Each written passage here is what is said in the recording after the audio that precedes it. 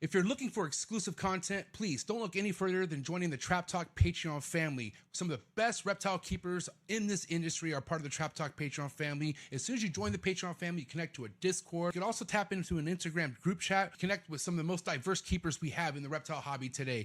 Shout out to my Patreon members and be ready for Trap Fest 2026. It's going to be one of the biggest events yet. Find all information again in the very first link in the description below. And again, thank you so much to all my fellow Patreon members out there. Cheers.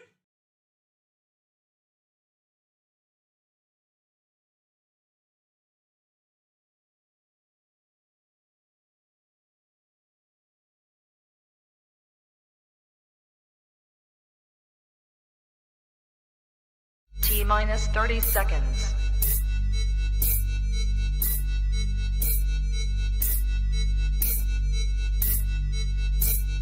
T-minus 20 seconds.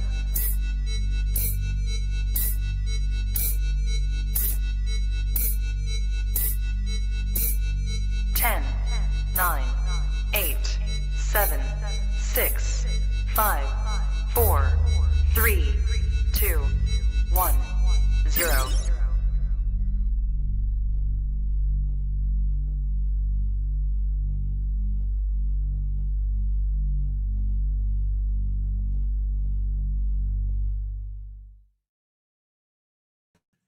Trap Talk Reptile Network, coolest reptile network in the world, episode 753. Welcome back, Dre, aka the Snake God, to the Trap Talk platform. I'm your boy MJ. What is good, man? Happy Thursday. Man, weeks are just flying by, but yeah, it's another glorious Thursday night. I'm your boy MJ. If this is your first time tapping in, what is good, everyone? If this is your first time listening, do me a favor, hit that like button, especially if you're a Dre fan, and hit that subscribe button, hit that notification bell, select all. You'll be reminding every episode released on the network 7 days a week, Monday through Sunday. You get a brand new episode right here, the only reptile network giving you new episodes every day of the week, man. So wherever you listen to any of these, thank you so much. Really appreciate you supporting the network and every other host that are part of this network. Really means a lot. If you are more of the audio type of individual, that's cool. Go to Apple Podcasts, go to Spotify, wherever your favorite audio platform is. You can listen to all these episodes. Again, thank you again for the love and support. You guys are awesome, man. Shout out to tonight's sponsor, ZooMed. Just under 50 years, the leading brand in the reptile industry. Make sure you get your next reptile product at ZooMed. You can find all the latest ZooMed products in the description below. My favorite being the Slither Sense. And thank you again. Everything that ZooMed does is tremendous for this hobby. So you can also check them out on Instagram, on YouTube. And again, just simply go to the website, zoomed.com, for that next reptile product. Also, tonight's episode is brought to you by Mark Hager over at Texas Chondros. If you're coming into the chondro game, man, learn from some of the best in it. Mark Hager is definitely one of them individuals out of Texas. He also likes to put on other fellow Texas breeders on the map. If you go to his Instagram, TX Chondros, you'll see exactly what I mean. And I definitely highly recommend you going to his website, texaschondros.com, see what projects he has going this year. He's already posted, I believe, a couple ovulations or clutches. Go get updated, man. Go follow Mark Hager. That's my boy. Thank you so much, Mark, for your support. And yeah, looking forward to having Mark on the show soon. Thank you so much, Texas Chondros. Also, tonight's episode is brought to you by the Reptile Perch. If you are looking for a perch for your arboreal snake, this is where you go for that. The reptileperch.com. Different sizes for all ages. My man, David Brahms, is the one doing the damn thing with these perches, okay? Also, really some new cool designs in the making as we speak, so be ready for that. And yeah, I need to get Dave back on the show soon, so be ready for that as well. So again, the reptileperch.com. Make sure you follow him on Instagram as well. Stay on top of all his projects, because if you're into monocory or if you're into some really awesome designer type green tree python stuff, then this is a guy you want to follow as well, okay? David Brahms over at the Reptile Perch. And then, of course, shout out to Focus Cube Habitats. All the enclosures you see behind me, 3x2x2 PVC design enclosures by the best. Focus Cube Habitats, Stephen and Ashley out of Texas as well. Go to focuscubehabitats.com, select from 30 different design enclosures that they've all made. And I'm telling you right now, your reptile is going to be one happy, cold-blooded animal for sure in a Focus Cube Habitats. Got more cages coming as we speak. That's right. Everything in my room is Focus Cubed out other than the racks, because they don't do racks. They do camera racks, but no ball python stuff. Either way. Thank you so much, Stephen Ashley, over at Focus Cube Habitats.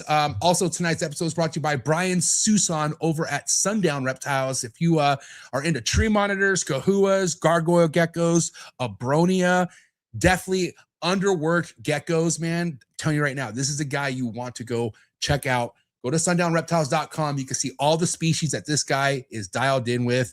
He is one of the few that is put in so much work with all these amazing species over the last 15 years. Okay. He's the real deal, and really proud to call him a sponsor. Thank you so much, Brian Susan over at Sundown Reptiles. Last but not least, shout out to Morph Market, Morph Market shipping. Get your next reptile at Morph Market. Okay, for sure, 110%. A lot of reputable breeders that Morph Market likes to put on their platforms. All right, you're definitely in a good place with their guarantee buyer protocol that they have as well. All right, that green check is legit. And also, if you ship through Morph Market, you're going to get the cheapest rates you could possibly find in the reptile hobby, hands down. All right, so not only do you buy your reptiles from Morph Market, you ship your reptiles from Morph Market. Thank you so much, Morph Market and Morph Market shipping. Shameless plug, guys. I want to let you know, if you're not already, head over to Morph Market's YouTube channel. Make sure you subscribe. Set your reminder for tomorrow's vlog. Got a cool unboxing from the man himself, Always Evolving Pythons, my man AAA Reptiles, holding it down on this vlog. He displays some of his latest animals that he just got in, and you're not going to want to miss this snake that he got from Always Evolving Pythons, all right? Big dog shit from our man Greg over at AAA Reptiles. Follow him on Instagram as well. And if anybody out there is receiving a snake sometime in the near future or whenever, if you're listening to this and you want to spotlight that animal, if you think, damn, dude, Morph Market viewers need to see what I'm getting, hit me up. All right, we could work out something really cool where I'll edit the vlog, I'll put it out, I'll tell you exactly what you need to do. But I'm in search for anyone out there who wants to show off their shipment from Morph Market. Animal, please, not merch, you know, no offense, but I want the animals, I want the reptiles. All right, so hit me up on Instagram, the Trap Talk 619 on IG, or my email is in the description below as well if you want to shoot me an email. And yeah, give me any feedback you guys like. But man, what is good? Who's here in the live chats? I know there's some people in the live chats who are excited to have Dre on. Well, it looks like this person's excited to show off their YouTube channel, so let's do it. Samantha Donaldson. Hey, I just started my YouTube channel. Can I get a shout out? Well, there you go, dude. There's your shout out. All right. I love lizards too. Shout out to you. Shout out to Amanda, my homegirl Amanda, Trap Talk Patreon member. PJ's Creations, one of the homegirls holding it down in the Trap family. Appreciate everything you do, Amanda. Go check them out on Instagram. My homie Bosa Reptiles. What's up, Bosa? Thanks for being here, buddy. Really appreciate you seeing here. B Unit family all day, every day. And then my man, Shane, Above All Scales. Dude, go follow this guy. All right. He has really good taste in all the reptiles that he inquires. And he's the homie. All right. Check him out. He's also going to be at Trap Fest. Boom. So is Amanda. Boom. You know what I'm saying? Trap Fest 2026, May 22nd. Go to the Patreon link description below to get more information. But yeah, guys, big E-Top G in the building. My dog every Monday. New breed on the block. Recap episodes we do not miss. Shout out to my man, Big E-Top G. And the homie Lucid, all right? I'm telling you, Trap Talk is global. We got players from Germany, Sweden, Netherlands, Amsterdam, UK. I could keep going, all right? But my mind's running out of countries. Thank you so much, everyone around the globe. All right. Dre, his return. It's been over 2 years since I've had Dre on the show. I actually kind of forgot I had him on the show. I ain't gonna lie to you, man. I'm gonna keep it 100. But one thing I know Dre's been doing over the last couple years is really putting in the work as far as being a part of this reptile community. One thing I like about this guy is you'll see him on the West Coast. You'll see him in the Midwest. You'll see him on the East Coast. This dude is really about this community. And I get a lot of people asking me all the time, MJ, what's the best way to get yourself into the community? We're going to talk about that tonight, my man Drake, because I feel like he's one of the best doing it. He has mad respect from many different keepers. All right. And breeding isn't even a big thing to this guy. I just feel like his love for the reptiles speaks volumes for everything that he does. So you guys are in for a treat because this guy knows social media. He knows all the keys that you need to make an imprint in this hobby. All right. And it's going to go down right now. So guys, do me a favor. Do what you got to do to get your mind right, and do what you got to do to stay hydrated for episode 753, the return of Dre, the Snake God, coming at you right now. Let's go.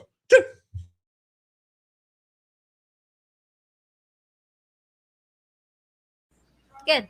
You ready for do more in the future? Trap Talk podcasts? Yes. Man. Only Trap Talk. Exclusive. Yes. Exclusive. Oh. So stop calling us. Rub the spot, get the club to pop. When I come up with the crop, gotta love it or not. I'm hot from the hop to the rub the spot, get the club to pop. When I come up with the rub the spot, get the club to pop. When I come up with the rub the spot, get the club to pop. When I come up with the rub the spot, get the club to pop. When I come up with everybody, we do it. Everybody. We do it.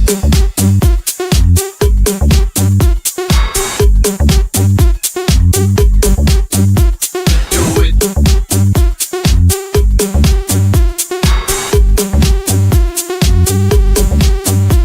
Do it.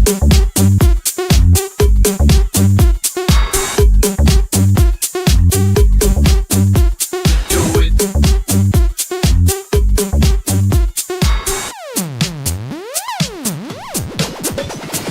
Rub the spot, get the club to pop. When I come up, rub the spot, get the club to pop. When I come up, rub the spot, get the club to pop. When I come up, rub the spot, get the club to pop. When I come up.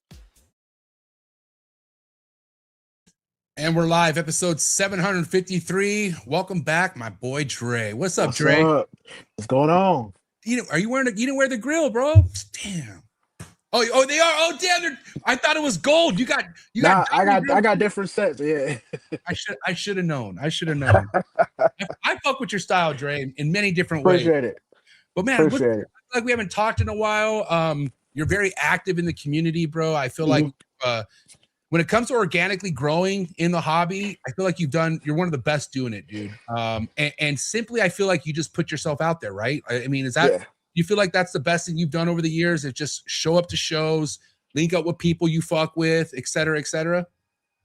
Pretty much, especially going to shows like Tinley, Daytona, the Reptile Super Show, and I mean I've seen you at all of those shows. So, those are the shows where I met more people. I'm able to do different things as far as content, but show off different reptiles that I don't have. Sometimes it's nice to just step outside of your own reptile room, show what else is out there, but also get other people to get more involved in the hobby, show Yeah. the more positive side of reptile keeping. Because one thing that I do like with this new wave of content that I'm doing, I tell people is I have fun. Yeah. So sure. I think that's the biggest thing for me, man, is to have fun with it. And be yourself, right? Absolutely, 100%. That's what's crazy is it's not hard for me, and it doesn't seem like it's hard for you, but for the average person, being yourself isn't an easy task. Like, I feel like people struggle with that. Do you think?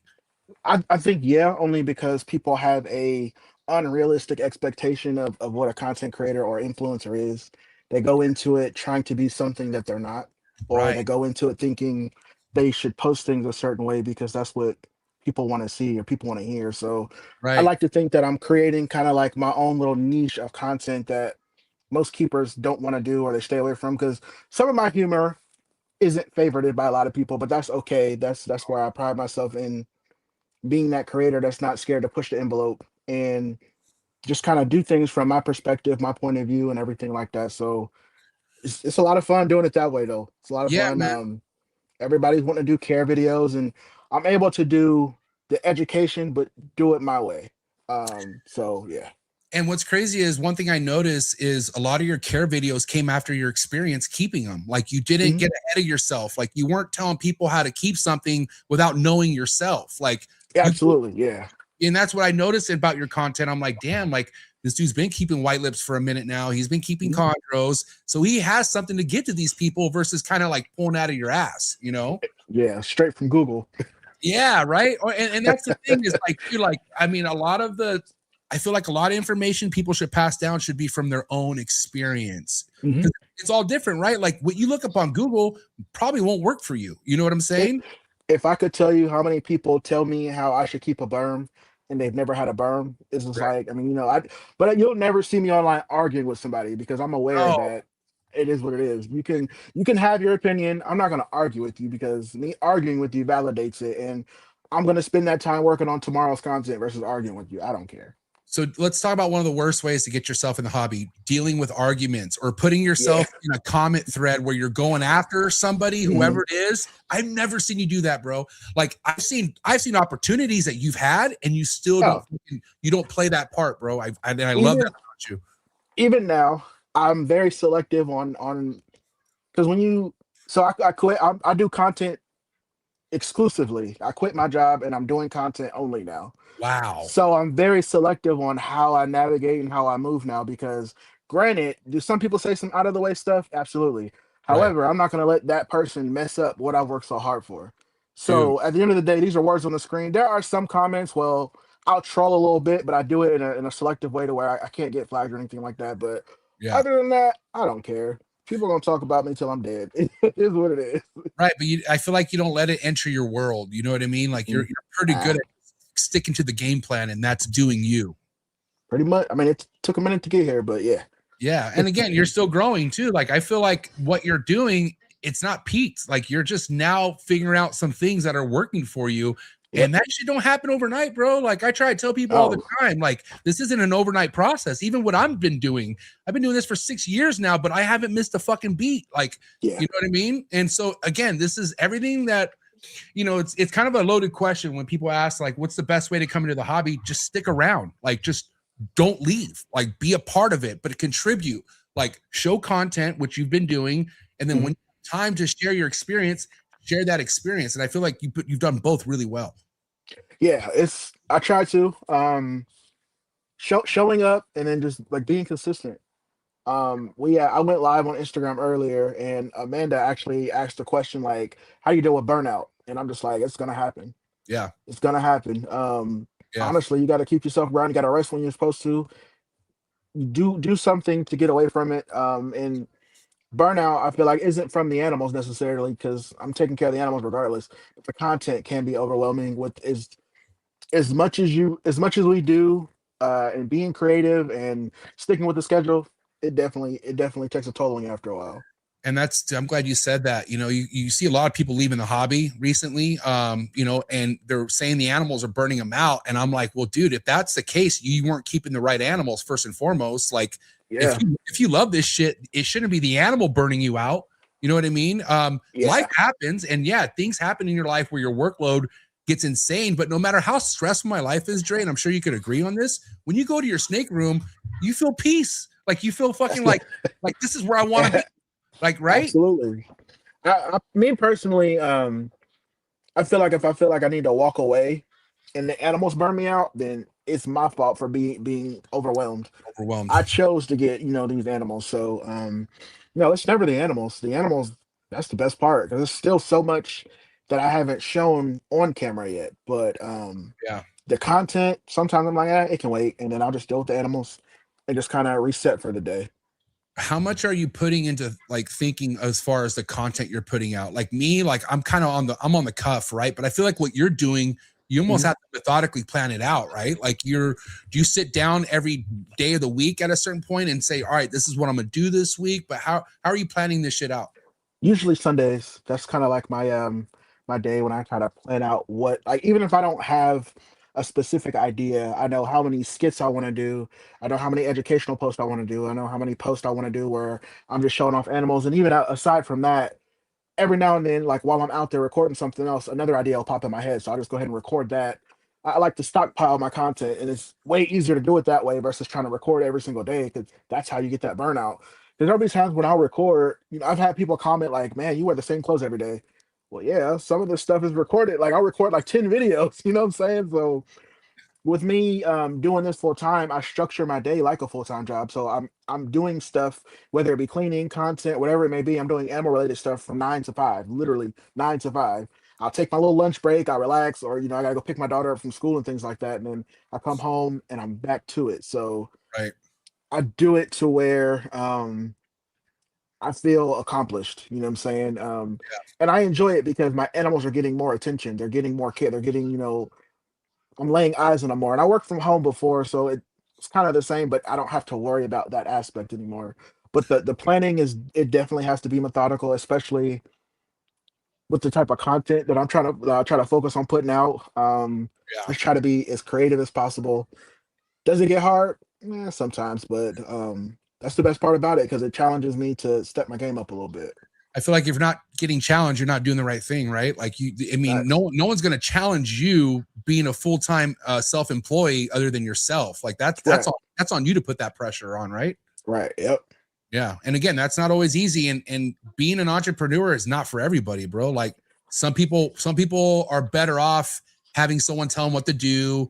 Here's your schedule. You need to come in at this time. And that can never be me, man. It was me, but I just, I like putting my own pressure on my shoulders because it gets the job done. And it seems like that's what you do to yourself. Like you're you create your own schedule and you tell yourself what you got to do, man. And you got to, how old's your daughter, Dre? She's 6 now. 6 years old? Dang, man. Yeah. And so she's, how far do you have, you still with the mom? Are you guys still together or you No. Okay. So I'm sure even having her when it's your turn or whatnot, like, you know, you got to make sure that you still get your work done, right? Like it's She's never here right now. Yeah, see, right. So like when you messaged me, I was making her dinner. She's coloring, doing her thing. I told her, like, if it's an emergency, I'm right here. But you know, being that age, she's a little more independent.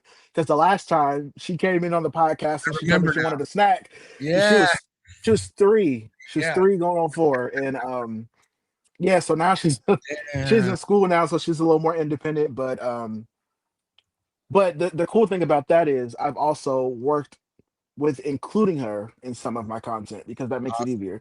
Now she has her days when she's like, I don't want to do it, and I don't force her. Right. But she's able to do her own thing, and I can still, you know, keep her busy while I'm doing stuff out there. So it does help. Since you got your hand on the ball pretty well with content creating, for someone out there who just starts an Instagram, is it something like it was a couple years ago where you got to post every day? Is that still a thing to get rolling? Like you got to post every day. You can't miss the beat when it comes to growing your social media presence. I think it's more important when you're first starting out than anything, because you have to. So if I were to stop posting now, I would have to post a few videos consistently, get back into it. But when you don't have an established presence and you're trying to establish a presence, it's even harder because Instagram, the algorithm is still trying to figure out what category to put you in. You know, so I definitely every day, me personally, I was just doing the every 3-hour rule. I would have videos and I'm posting every 3 hours, a new video every 3 hours. And to keep my page fresh, I will say recently, Facebook has probably been the one platform I had the most success on. Your numbers are big. Your numbers are big on Facebook, bro. Yeah, I'm at 75K followers on Facebook. Damn. That platform is a year old. Wow. I started my Instagram in 2018. I'm at 25K. So I'm exceeding on Facebook by 50K, and it's crazy. So it's consistency. They're really pushing quality content now. So I've definitely learned like a few tricks in there about, you know, what you post, you know, using original sounds and everything like that. I have a phone strictly, it's right here. I got 2 phones, my personal phone, and then, you know, I have a phone strictly just for content when I record everything on. Smart. So it makes it a lot easier when getting stuff done. But yeah, the consistency is the biggest thing. That's a good idea, man. Because I mean, I again, I do everything off my iPhone as far as like, you know, taking pictures of my snakes. But I wish I almost had something separate from like a personal phone. Like I wish it's easier. I'm actually that's how I'm keeping track of comments right now. But see, this is the content phone. It's got my logo. This is what it's the iPhone 15, but I record all my videos on this, so the videos are crispy and it's literally just set up. This is everything that I have on here. Damn. See? It's super simple. I don't need anything crazy, but it's to help me. If I'm going to do this full time, I got to hold myself accountable and really invest in myself. So that's what I decided to do. And so far I've enjoyed it. You know, I'm able to not have to use all the storage up on my main phone. And this phone, it's a 1 terabyte, so plenty of space on there. So all of my reels, my everything besides YouTube, I have a camera for YouTube, but everything else is done on this phone. Yeah, and some of the first things I say to somebody is like, dude, just get an up-to-date fucking smartphone that could take really good quality pictures. Because, you know, a lot of people think they need to get a fucking Canon or a whole rig, and that's cool, but you got to learn all that. Like that exactly. I tell people all the time, if you go back and watch my first year's worth of YouTube videos, my setup was my phone on a stack of books. I didn't even have a tripod. Like this was like 2 years pre-COVID. Yeah. So it was literally a stack of books with my phone, front-facing camera. I didn't even have a microphone. It was just me and my phone, and there was no lighting. It was just but I keep those up because I want people to see the progression and how I progressed. And while I'm, you know, doing that, I learned what camera will be right for me, what lens will be right for me, and I went from there. So it's, you know, I tell some people are like, well, I got to get this. That's an excuse. Just start it. Yeah, because no matter what, there's learning curves. Like you're gonna have to figure some shit out. So just start. Like just start. You know what I mean? It's so funny you mentioned that about the books because some of my very first ever podcasts, right? I didn't even have a desk big enough that could fit my laptop. So I had what I had, no mic, and then I had a TV dinner tray with a stack of books to make my laptop high enough where it was face to face like this. Yep. But like I moved around so much that I would shake the TV dinner tray so people would get nauseous watching my show because it was like this all the time. Yep. And dude, you know what I mean? You just keep rolling with it, and you know you upgrade as you continue. You know, but yeah, you know I it's hard for me to watch those podcasts. Like I go back, and I go, I do the same thing, but damn, it keeps me humble. It keeps me humble, which I take pride in because I never wanted to be one of those content creators that acts like I can't respond or that I'm too good for. I'm a people person, but you really are, bro. You really are.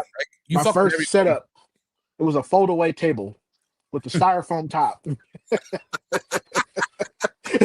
I started from the bottom, and the funny part is, I started before he was even content creating.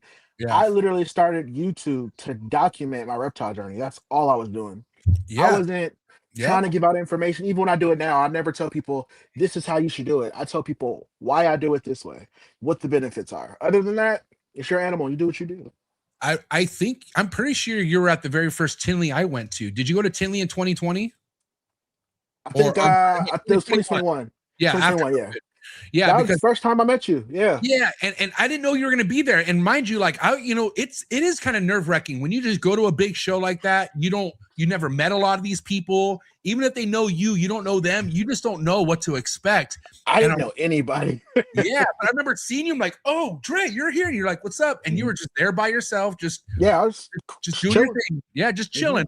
And then I saw you do that in the Pomona, like Reptile Super Show. I'm like, dude, this dude's everywhere. Yeah, and I'm in Ohio. So I travel, but I was trying to find my footing. Just trying to figure out, learn the ins and outs and everything like that. But the process hasn't been great, but I've enjoyed every step of the way because it's got me to this point, and I know I'm gonna keep going. So, yeah. Yeah, man. But your biggest thing I feel like is connecting to people. I don't ever get a conceited vibe from you. You've always been cool to me. Every time I see you at any show, you got a big smile on your face, and you're not with an entourage. You're just doing your fucking thing. You know what I mean? Yeah. And that's what you've been doing, and it's been working for you. Yeah, I don't know, something about going to expos, man. It brings me peace for sure. It's just something fun. I'm into, other hobbies as well. Like I'm a shoe and gun collector and things like that. So I've been to other like conventions or even I watch some of the anime or Marvel cons, and it's just like to see how a lot of them, connect and collab or crossover. I try to do that, bring that same energy, I guess. But the reptile community can be but I enjoy myself, and I stay away from the negativity. I try to, at least. Yeah. So all you can do. Yeah, but let me ask you this, man. Like what's the best way to because I feel like some people feel like they have to insert themselves to have support. What did you do to kind of not involve yourself in, regardless of who you were backing up? Like I felt like you never got yourself involved. You know what I mean? Do you feel like that's a wise thing to do for someone who's trying to make a name in this hobby? Yeah, I think it's tough, that right? Was tough because I think it's going to be circumstantial, depending on what the topic is. Yeah. If it's something between two people and they're hatching about animals, cool. But if it's like personal issues or I stay out of political talk. Just because best thing to do.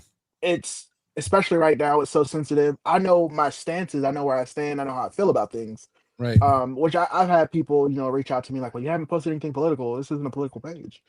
Yeah. But what I do in my personal life, you don't see, so you don't know how I feel about things. But right. I will say I tread lightly. However, when I see something that I don't like, that I feel like can affect more than just one person, I'm absolutely going to say something. Yeah. You know, and again, like you gotta pick and choose your wars, right? Like, I mean, Mhm. especially if the, you know, the war you're looking at is unsure, you know what I mean? Yeah. Like, unless you got a for sure 100% standing on business type attitude on it, you know, and you think it's going to help others, well, then go ahead. But I feel like some people are just waiting to be involved, and it's like, dude, Oh yeah. if you're here just to be in comment sections and talk shit, you're gonna check out pretty quick. That's not what this hobby's about.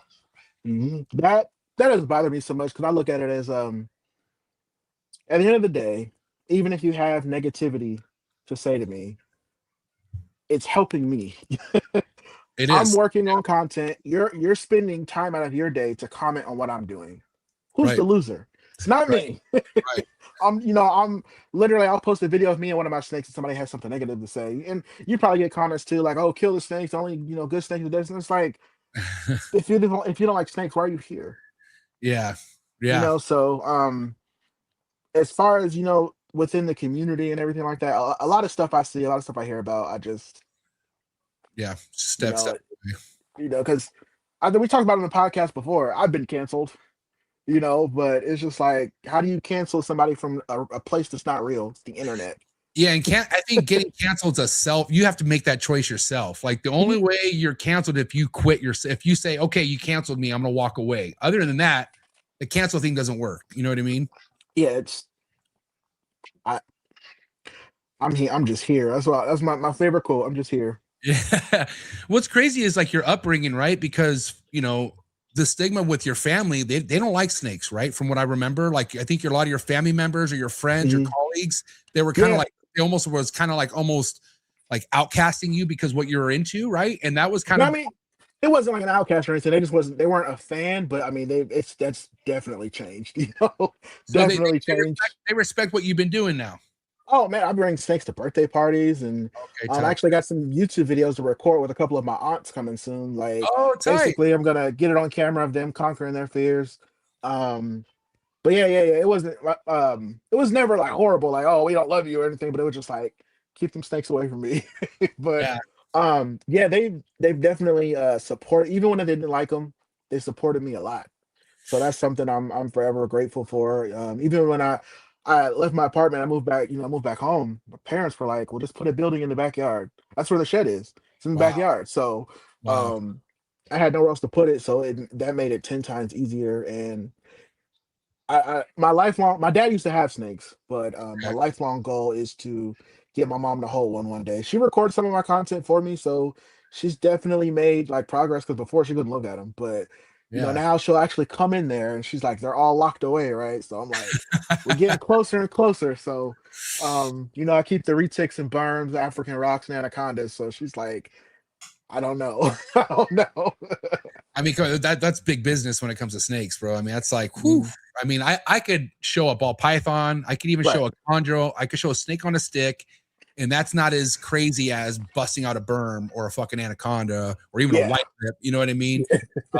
That's kind of like advanced level type shit.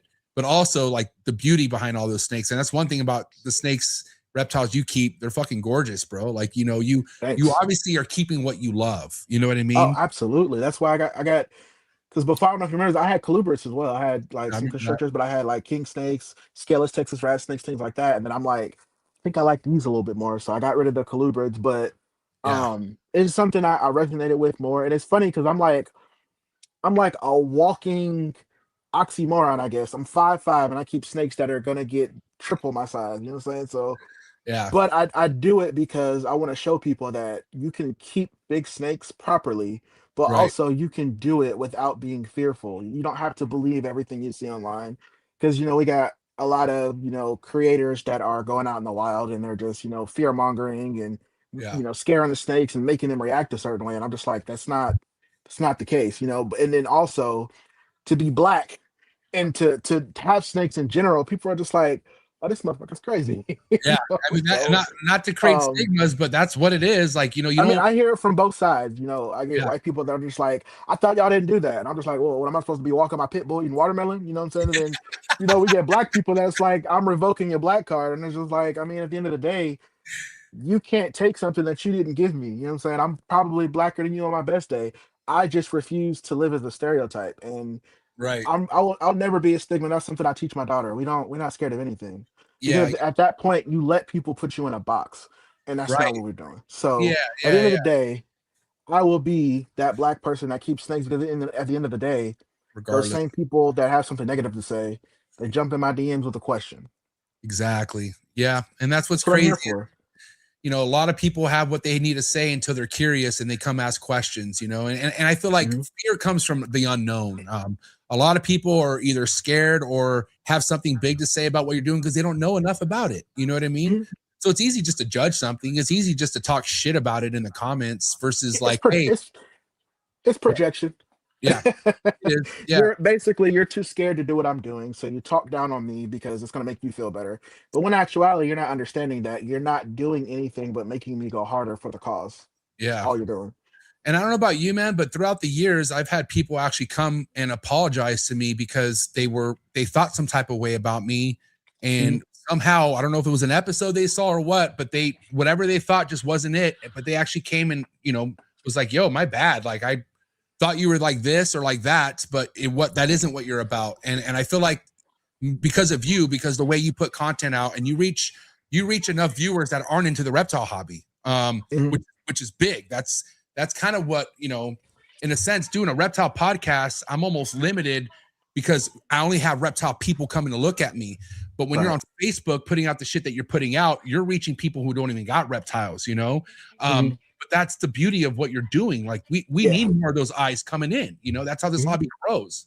Yep. I got a few of my Facebook friends in here in the comments right now.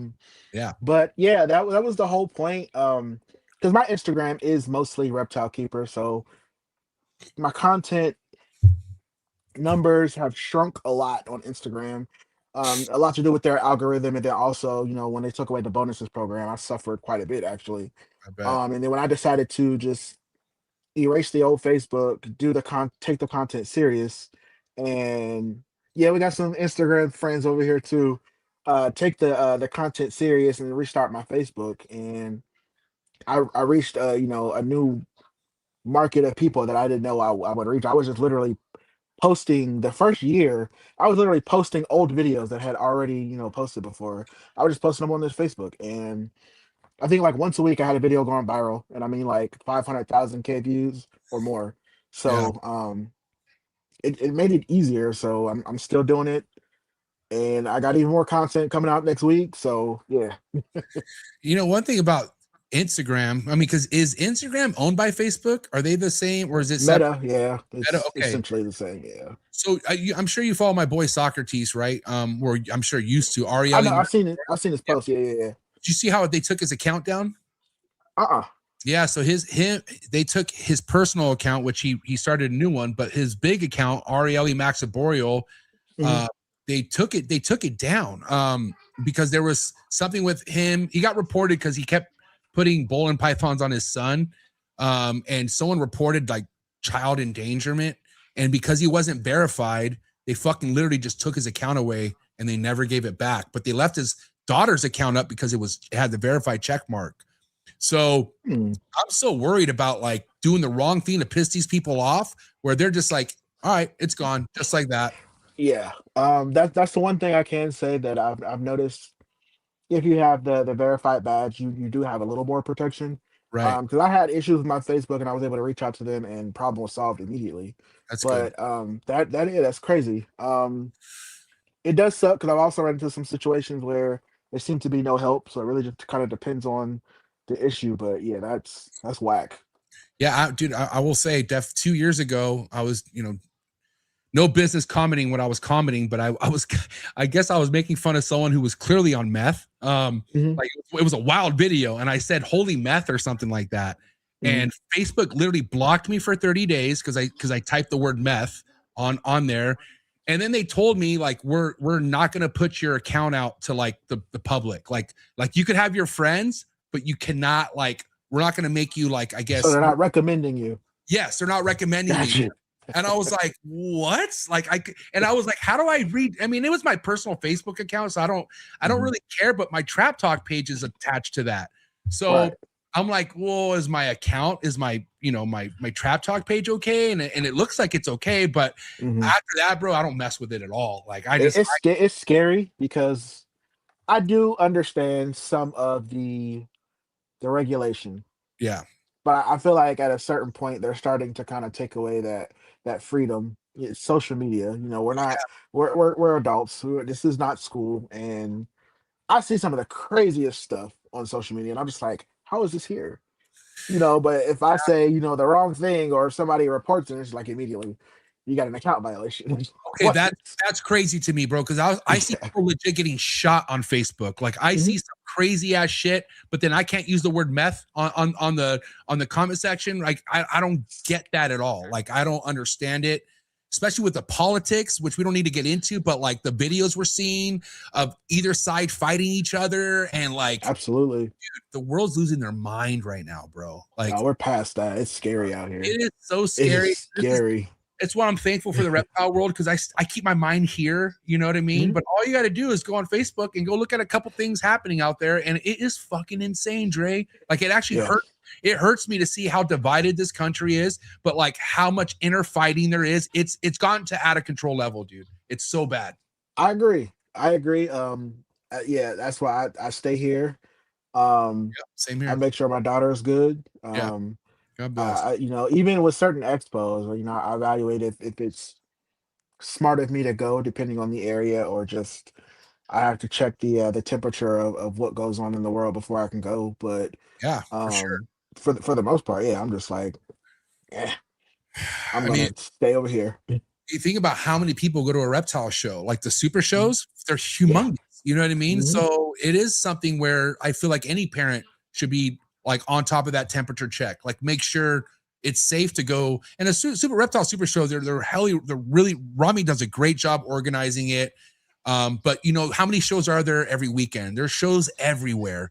So I feel like depending on what show you plan on attending, definitely do your homework on that show. I don't. That's why you never see me at an expo with my daughter.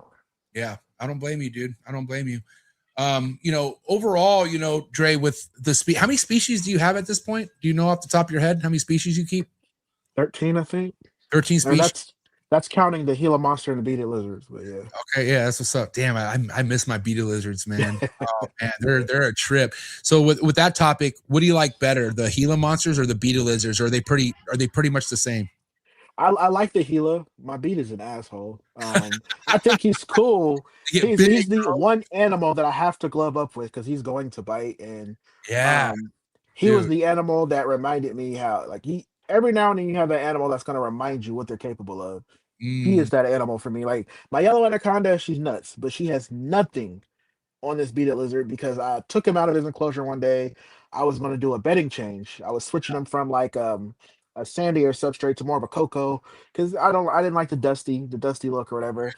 And he swung around and he bit through the glove and I felt his tooth. I'm like, oh shit! Like, of course the venom was all on the glove, but I still felt the tooth, and I was like, okay, so we need to get new gloves. Yeah.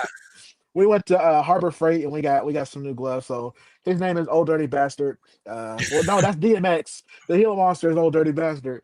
But yeah, he's about 3, just starting to get bigger than the Gila, because the Gila's like 7. But yeah, that beat is a problem. Yeah, that bro. Beat is a problem. You remember the beateds I had? Do you remember how? Yeah, I remember. Yeah. The size of my arms, bro. They were huge. This one beaded I had, his name was Poncho, and you know, he was luckily he was always well mannered, but like there were times, like especially during breeding or feeding, where they make noise, bro, and they'll like just do this like quick like, and it's like, damn it, like you just gave me a heart attack, you know what I mean? But they humble you, bro. They really do. Yeah, that is the one animal. Like, I'm not the anaconda. I know. Excuse me. If I take her out, I know I'm gonna get bit.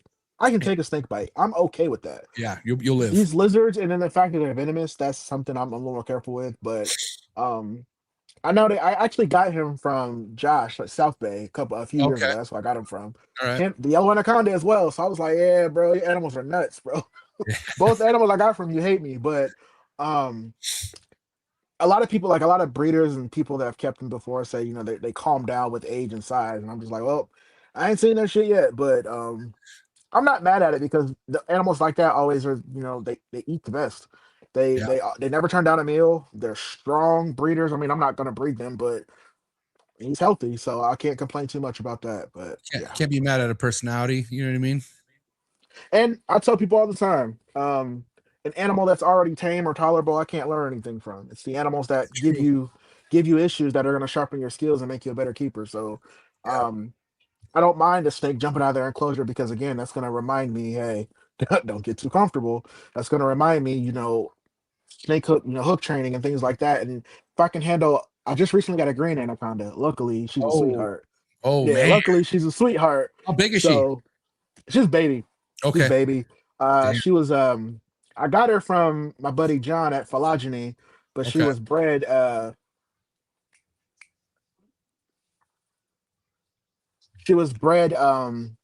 by Andrew Campbell. Okay. I know Andrew. She's a sweetheart. But that J-Lo, she's a problem. But J-Lo's the yellow one. That's the yellow. J-Lo's the yellow. Yeah, she's psycho. But and then with that I'm preparing to start the permit process because here, when snakes are 12 foot bigger, we have to have a permit. What's that process like? I'm looking into it. I've talked to a lot of people who keep big snakes, and they're here, and it's not really monitored. But I'm just like, with me being a content creator, I just feel like I'll be the one person they make an example out of. Especially as much as I show off my snakes and as much education as I do, I don't want to be that type of example for the community. So they don't let you start the process until the snake is like 12 foot and bigger. Which is kind of weird because I don't know.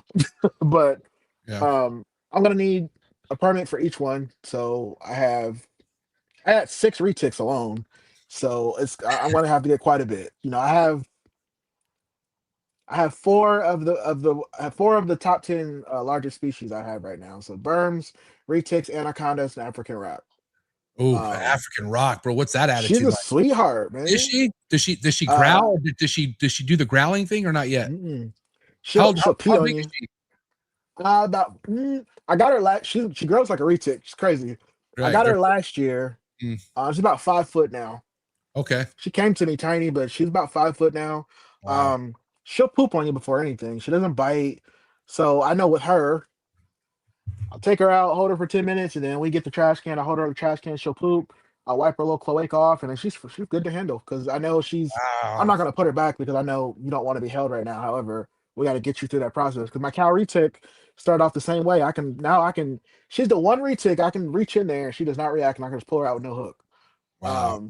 Damn. But yeah, now she does have the rock python. She has that feeding response. So when you walk over to her enclosure, she's gonna jump at the glass. But once I hook her out, she's like, "Oh, okay, cool." But she's not like any of the rock pythons I've heard horror stories about. What's the biggest snake you currently have right now? Django, my male retic Mochino is about 10 foot. Okay, so that, and then he's a mainland. That's a regular, not a super dwarf or anything, right? All my retics are mainland. Yeah. Okay, yeah. so he'll definitely be the first one to hit that 12-footer, 12-foot mark, probably you would say, right? Yeah, Maybe. Yeah. Because he's taking like 6 pound rabbits right now. Wow. But yeah, he's a beast. Yeah. And knowing from experience, man, it's so majestic having animals like that, bro. Like you almost can't believe it, huh? Like you're like, God, I own this thing. Like this, it's a trip. Yeah, but and to see an animal that big be comfortable with your presence, it's awesome. That's how you know you're doing it right. Yeah, it's pure bliss. It's like, man. Yeah, because I don't breed. I haven't bred anything. Right. I just got a male white lip for the female. But I'll start with berms is going to be the first project I get into. I have a pearl granite, and then I have a green het granite, het hypo. Yeah. So that'll be my first pair. But I use a lot of my snakes for education with kids.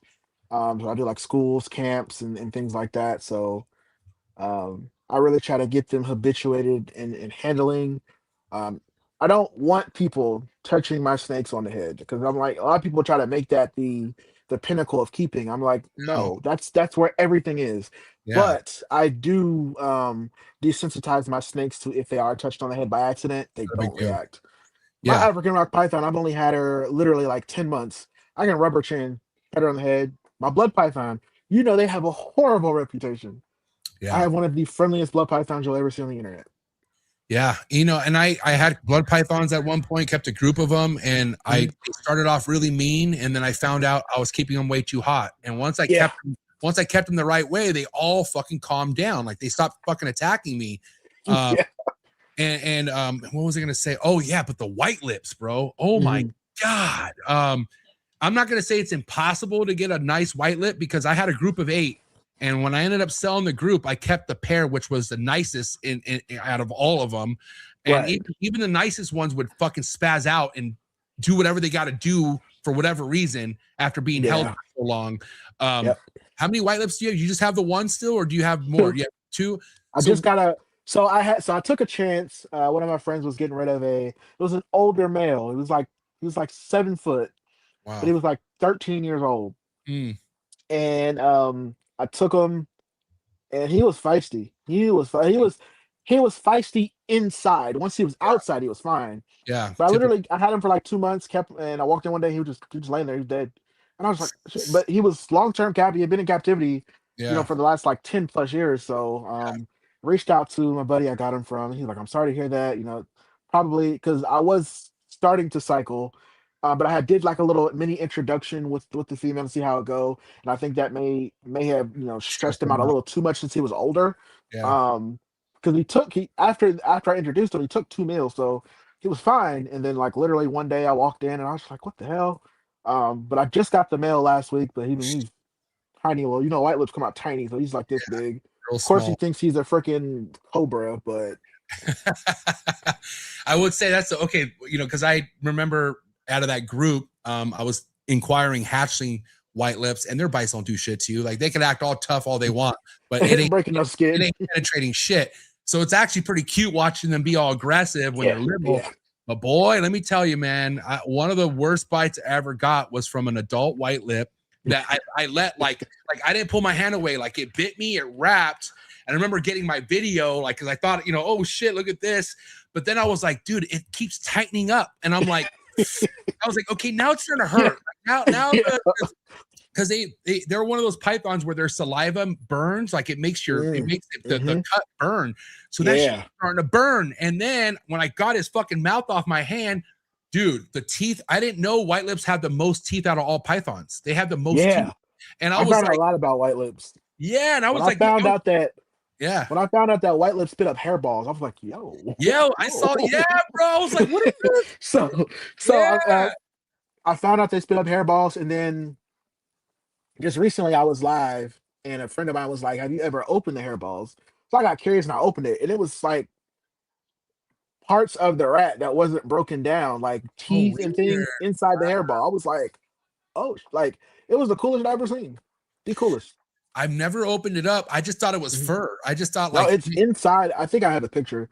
Inside was literally hair, like hair and teeth and whatever else. And I was just like, what the hell is this? But it was the craziest looking thing. And it, like I said, it happened on Facebook Live. This was a few months ago. It was candid, so it was cool. Oh man. Yeah, I never bothered to open them up. I would just trip out like, oh look, another hairball. Fucking there it is. And they would look kind of stringy, like they would look long sometimes, or like, some people think they look like turds. I'm like, no, that is a hairball. Yeah, no, it's a hairball for sure. And I think it was something about just like their digestive system, because I think like something they could digest that no problem. So basically, but it's a part of their digestive like process. So basically, how it works is whatever they don't break down, it clumps up. When they get ready, they just spit it back up. So similar, well, not really like a cat, but it's not a part of a cat's digestive system. Sure looks like it. With snakes, it's part of their digestive system, and basically it's whatever is left over, they spit back up. And it's not just, not just hair, but it's crazy. It was very interesting. Got a picture of one somewhere in here.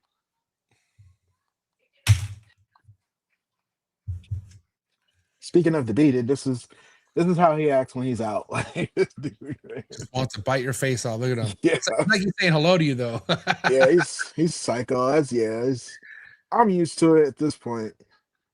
I was gonna also bring up real quick, Dre, while you're looking at that. You know, one of the things I noticed when you started coming into the hobby, the biggest popular thing was breeding, like breeding. Like if you got into this, it was about what you're trying to breed. That was never really your thing from the get-go, huh? Like keeping was what mattered to you. Yeah. Yep. And even when I start breeding, you know, it's just like a few passion projects here and there. I'm not Right. gonna be like mass producing because those are animals I gotta care for. Right. And 100%. I don't want to be sitting on a ton of babies all the time. So yeah, nope. Here it Yeah. is. Oh yeah, look at that. Wow. Look at wow. Yep. So I these are remember like the jaw parts of a rat. Like once I opened it, it just crumbled. I was like, oh, it's crazy. wow. Yep. It's I remember crazy. those. I remember those. But yeah, you know, I try to convince people that now that are coming in, like they're spending thousands on chondros and ball pythons and ain't never really kept reptiles. And I'm like, hey, you should probably be more considering the keeping side versus like worrying about breeding so quickly. Because again, breeding, cool, you could do it, but what are you gonna do with all those animals? Like, how you gonna sell those? You know what I mean? First and foremost. That's probably the biggest thing. I get people reach out to me all the time. Because one thing I can say about, you know, my keeping experience is that I feel like that's what's going to make me a better breeder is because I've taken the time to actually learn the core basics of, you know, keeping these animals. But aside from that, going back to the content creation thing, if you don't have a platform, if people don't know who you are you going to sell to? Yeah. So I also had a female healer at the moment. You know, I still have my male. I had a female at the moment. I thought about breeding, and then I was just like, but these are protected in a lot of states. Yeah. I don't want Not to sit easy to and sell. take care of a lot of healers, so Yeah. sold it. So I wanted to, you know, certain things I try to be ethical in my decision making, and yeah. Yeah. But again, like you don't know where life's going to take you. And so why put yourself in a position where you have all these animals to take care of when you don't even sure, like you're not even sure if these animals are going to be right for you. You know what I mean? Right. Right. And Not like, to mention, when I travel, I have to have somebody care for these animals when I'm gone. right. Right. I mean, And that's not easy to find.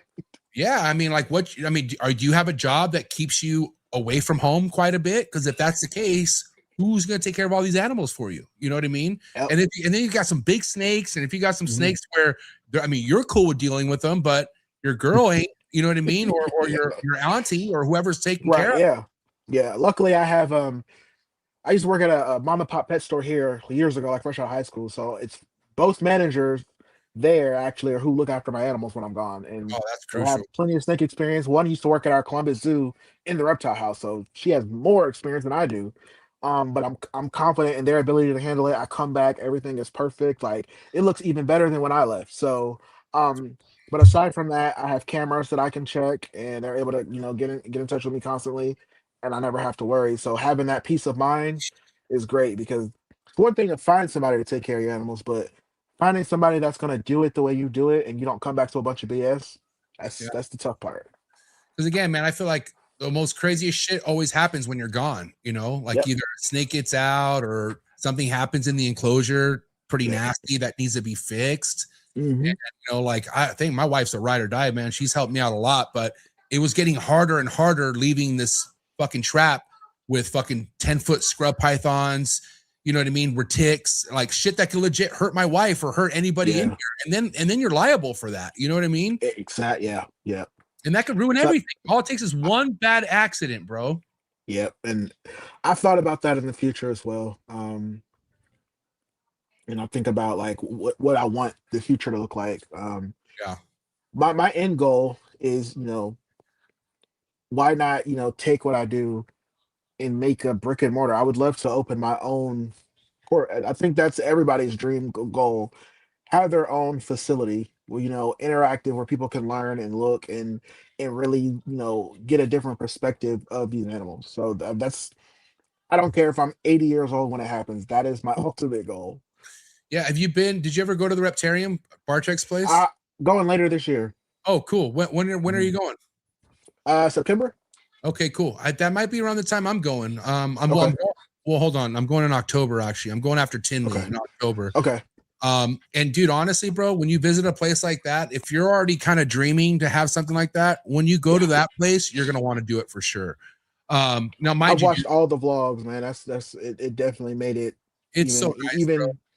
even when it was just the Reptarium and he was still here making the videos, man. I'm just like, okay, it's exciting. Like watching the upgrade videos was probably my favorite thing. When they were building out the enclosures and everything, I'm just like, that's what that's what I want to do.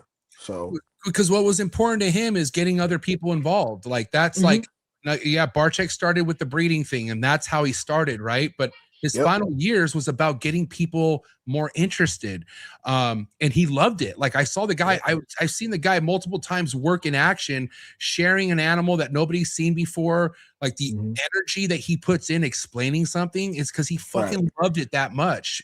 And so I don't know when the time would ever come, but that would be a goal for me, to have a somewhat of a reptarium that the public could come check out. And I'm just literally explaining what every animal is. And it's not about the breeding, it's about the sharing. You know what I mean? Yeah.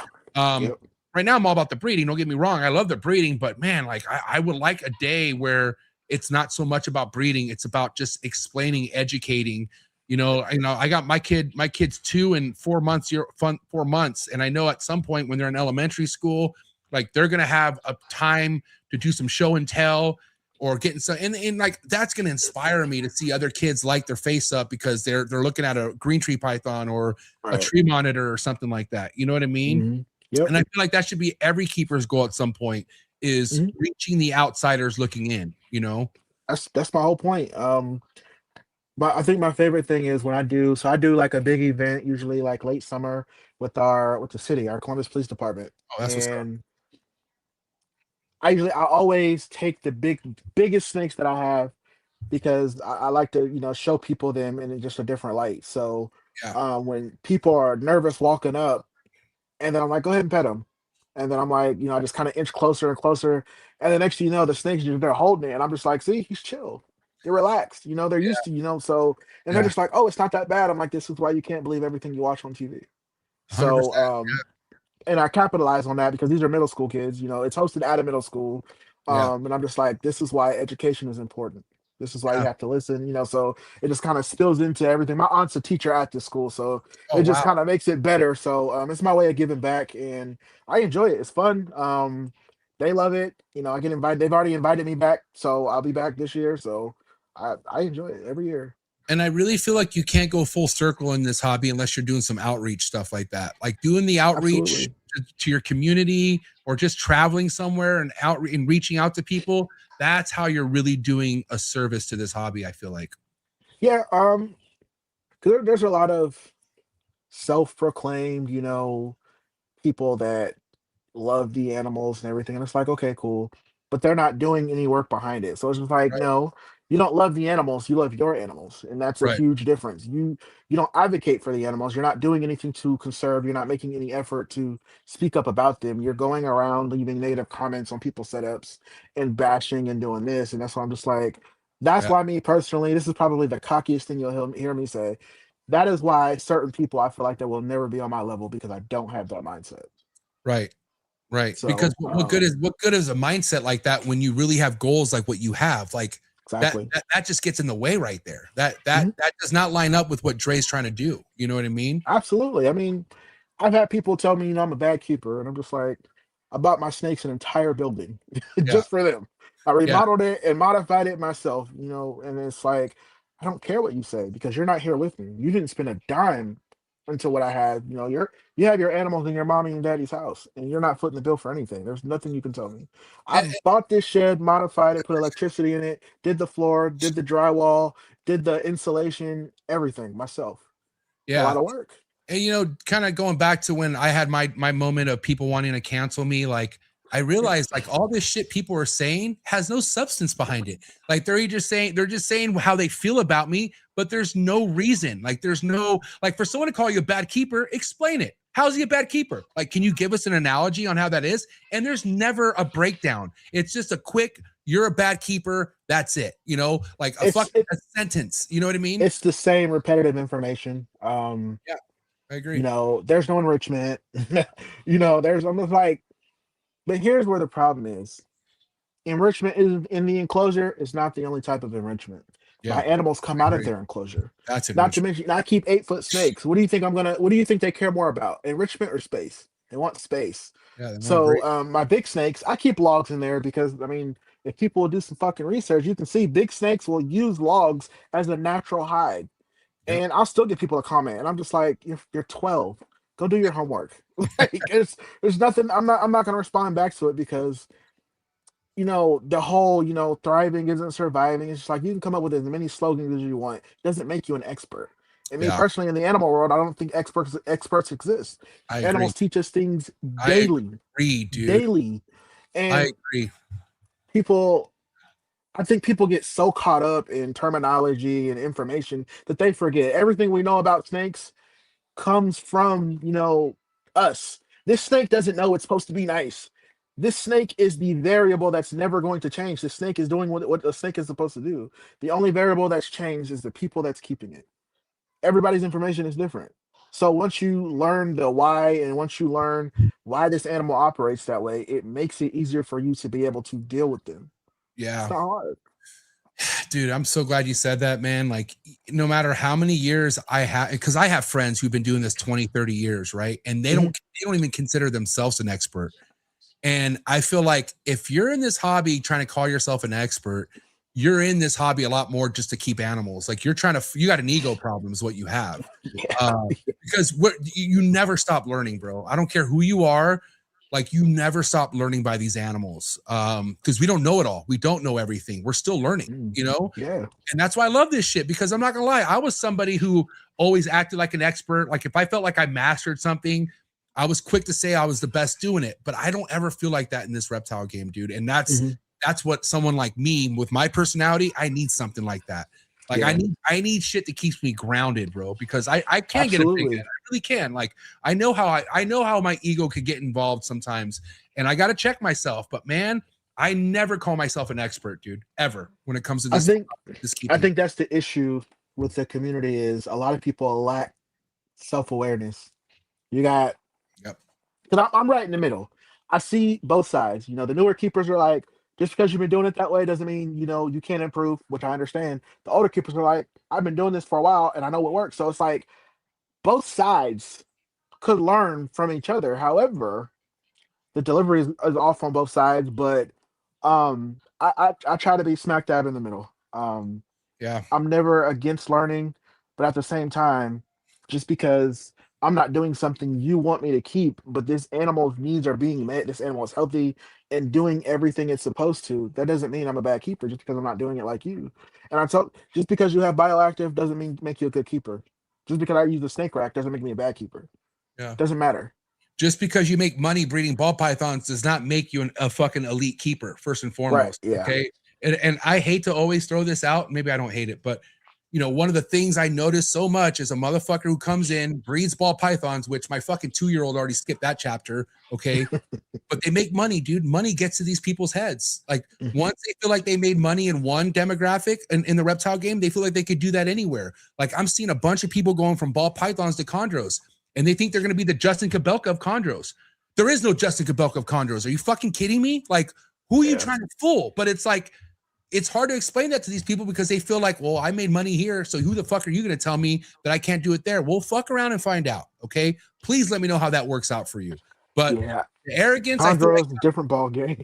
Big time, man. But again, like, you can't let shit get to your head, man. And that's why I feel like majority of the cockiness that we have in this hobby comes from fucking ball python people, bro. And I am a ball python person. That's why I speak on this. But I also have other species that keep me grounded. I mean, being good at ball python breeding is not a hard thing to do. Being good at selling them is hard. I'll tell you that much. Like that's where people fuck up is they think, oh, let me invest $100K in ball pythons. I got the breeding, but can you sell a baby?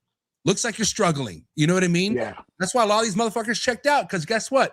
That $5,000 Justin Kabelka snake they bought, they can't even resell the snake they just made for that money. And that should be okay though. That should be okay though. But the thing is, when the money becomes I guess a goal. When it's about the money, oh god damn it, good luck. Okay, no Yeah, matter what 'cause- the species is, good luck if it's about the money. It ain't gonna work for you. But that's what happens when you're chasing dinosaurs. Like, Dude, chasing the magic because dragon, bro. I'm not a ball python person at all. I don't keep ball pythons. I've had one ball python for like 4 years. I was like, okay, it was cool, not for me, and I haven't looked back. But Yeah. I'm very familiar on who some of the top breeders are. You know, Miguel, always evolving, Bob Vu, Justin Cabelka, things like that. And it's like these people have been doing it at an elite level for a long time. Yep. They kind of shift and control the market. So for someone to just get in and in 2 years they think they're going to be at that level, no, that's not how that works. Yeah, That's not but how that works. right, and you gotta understand, like, you know, it's so much than breeding that goes involved. You know what I mean? Like, there's a lot of risk because you should spend, not you should, but if you want to make some sort of an impact in the ball python game in 2026, you got to drop some serious fucking money. You really do. Just to have those projects, those front of line projects. But the real thing is how you market yourself, and what about your clientele base? All those guys you just mentioned have customers that they've taken care of for a long time, and they keep coming back and spending money with them because guess what? They take care of their fucking customers. But it takes time to build a name like that, dude. Yep. Especially Justin. Justin came from fucking nothing, dude. Like, Justin used to get made fun of at shows. People would like make fun of him buying snakes in 2003. I remember hearing stories. You know what I mean? And now look who's laughing. You know what I'm saying? But it just, this whole like idea of coming into something to make a quick buck, dude, that's not the reptile game. I'm sorry. It just really isn't. Yeah, no. No matter what it is. It's about keeping it because you love it. Like, you gotta, and again, one of the most exciting things about having you on tonight's show is it was never about the breeding for you, Trey. Yeah, Like, yeah. not that you don't want to breed, but it's not the reason why you keep. Like, that's not the number one reason why you got all the species you have, is to fucking breed them all and sell them. That's not the goal for you, bro. The crazy part is every single animal that I have is a reptile that I used to read about in the original reptile magazines when they used to come out. The My zoo book. mom, I remember it was like it was like 99, 2000, and I remember my mom brought the mail in and I had a new magazine, and the first animal that I laid eyes on in that magazine, it terrified me, which I have now, is a Gila monster. That thing looked crazy in that magazine. But I remember reading about it and how, you know, they're venomous, and how, you know, they're in Arizona, and like basically that they're one of the few reptiles that don't actually have scales, and they have osteoderms and everything like that. So to see it come full circle and I have one, that it's like basically what I'm doing is fulfilling the dreams of that little childhood boy that, you know, would read those magazines.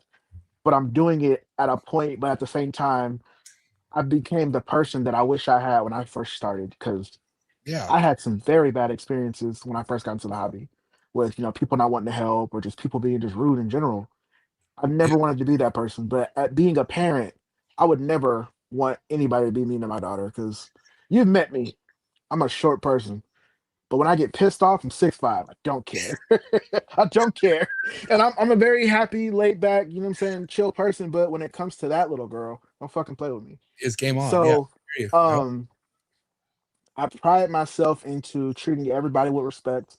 Yeah. You know, I pride myself into responding to everybody. Like every day I hear, I'm surprised you responded. Well, I'm a real person, so I'm here to help. You know what I'm saying? I say it all the time. So seeing everything come full circle, and being able to share the passion with the world, the people who want to watch, even the people who don't like it, but they can't take their eyes off the video. That's what they're for. But being able to throw in that comedic, you know, little that comedic side, but also make it relatable. Like the newer videos I'm doing, like different types of people at the reptile expos, like people, I had breeders messaging me like, man, it's just hilarious. Or I did another one where it's like, you know, every breeder has met this person, and it's the guy that comes up to the table and he's like, he's ready to buy, and then he was like, well, hold on, I gotta go ask my wife, and he just doesn't come back. So it's like everybody has been in these situations, relatable. So I like doing stuff like that, and that's how I'm able to kind of, even if it's even if I don't keep the same animals, that's my way of pulling people in, whether it be from the tarantula community, you keep amphibians, frogs, green trees, retics, You know, I'm in a bunch of different communities. I mean, I'm in groups. I'm not active. I only keep up with the groups just to see what's going on, see what's trending, what's going on. But on my Facebook page, I like to think I've created my own community of people where everybody can be cool. There's no drama. We can all discuss it. It's just one tight knit community, and we can all just have a good time. And I feel like people get so caught up in ego, they Yeah. forget to have fun. And when I'm out there in that shed, I'm having a good time acting a fool. Right. And that's My how it should. neighbors will Yeah. be watching me in the yard, and they're live. They'll come over and watch feedings. My neighbors love it. You know, they'll come over and watch feedings. One of my neighbors, I let him feed one of the snakes a rabbit. And he was like, "That is crazy." So it's like I'm not reckless with it, and I do it in a way that is educational. Like I'll tell somebody in a quick heartbeat, "What do you no, you can't use my snake to scare people. I don't think it's funny. You know, I don't do stuff like that. You know, because that only, you know, breeds that narrative that snakes are scary. And if somebody is scared of snakes and I'm trying to help people get over that fear, why the hell would I let you use one of my snakes, put it in harm's way to scare somebody? No. One thing that kind of scares me about my boy Leo is like he loves watching shit get fed off. Like and I'm just like, dude, this don't make you sad at all. Like A little deranged. you were just playing with that rat, and I just picked it up and fed it, and you are laughing. You Oh. really enjoyed that. You know what I mean? I'm like, I hope he has like feelings. Like, I hope he fucking like that is wild. But you know, at the end of the day, it's like, and that's another thing about feeding, man. Like we do it all the time, right? But someone who's not used to seeing that, Oh man. it's like it's fascinating, bro. They're like, I have a oh, little girl, and so the rabbits I have to thaw out overnight, and then I warm them up the next day. And like she got home from school, I'm walking out with a bucket, and I knew she was gonna have a problem. So she's like, "Daddy was in the bucket." I'm like, "Nothing moved." She was like, "You got a rabbit in the bucket?" I'm just like, she was like, "No," dude, and I'm just like, "Well, the next time you act up at school, I'm it's Peter Cottontail or Mickey Mouse in this bucket." So we haven't had a problem since. But oh man. But she's not bothered by feeding the rats. It's the yeah. rabbits and things. Like I posted videos of her helping them feed, and it's hilarious. But her seeing a rabbit in that bucket, and Bro, she was like, "It's not moving." Like he's not gonna move. that I mean, dude, what's crazy is back in my prime when I had a bunch of big snakes, my plug was giving me rabbits, but then there was times where he wasn't able to put them down. So he's dropping off live rabbits, and I'm like, bro, I was like, I can't feed live, bro. He's like, this is all I got. So I would throw the rabbits in and just run to my house, and I would shut the door and be like this. Because like I love rabbits. I'm not gonna lie. Rabbits are like Me too. I do like rabbits. Easter was my favorite holiday for a long time. Like I just got a thing for rabbits. And I remember hearing a live rabbit get eaten once. And it was, bro, it gave me nightmares. Like it legit gave me the squealing and the crying. I was like, I feel like a biggest piece of shit in the world feeding a live rabbit. And so I literally, like, when my boy was like, when he literally would keep showing up with live rabbits, I'm like, I'm done, bro. Like, I'm getting rid of these retics.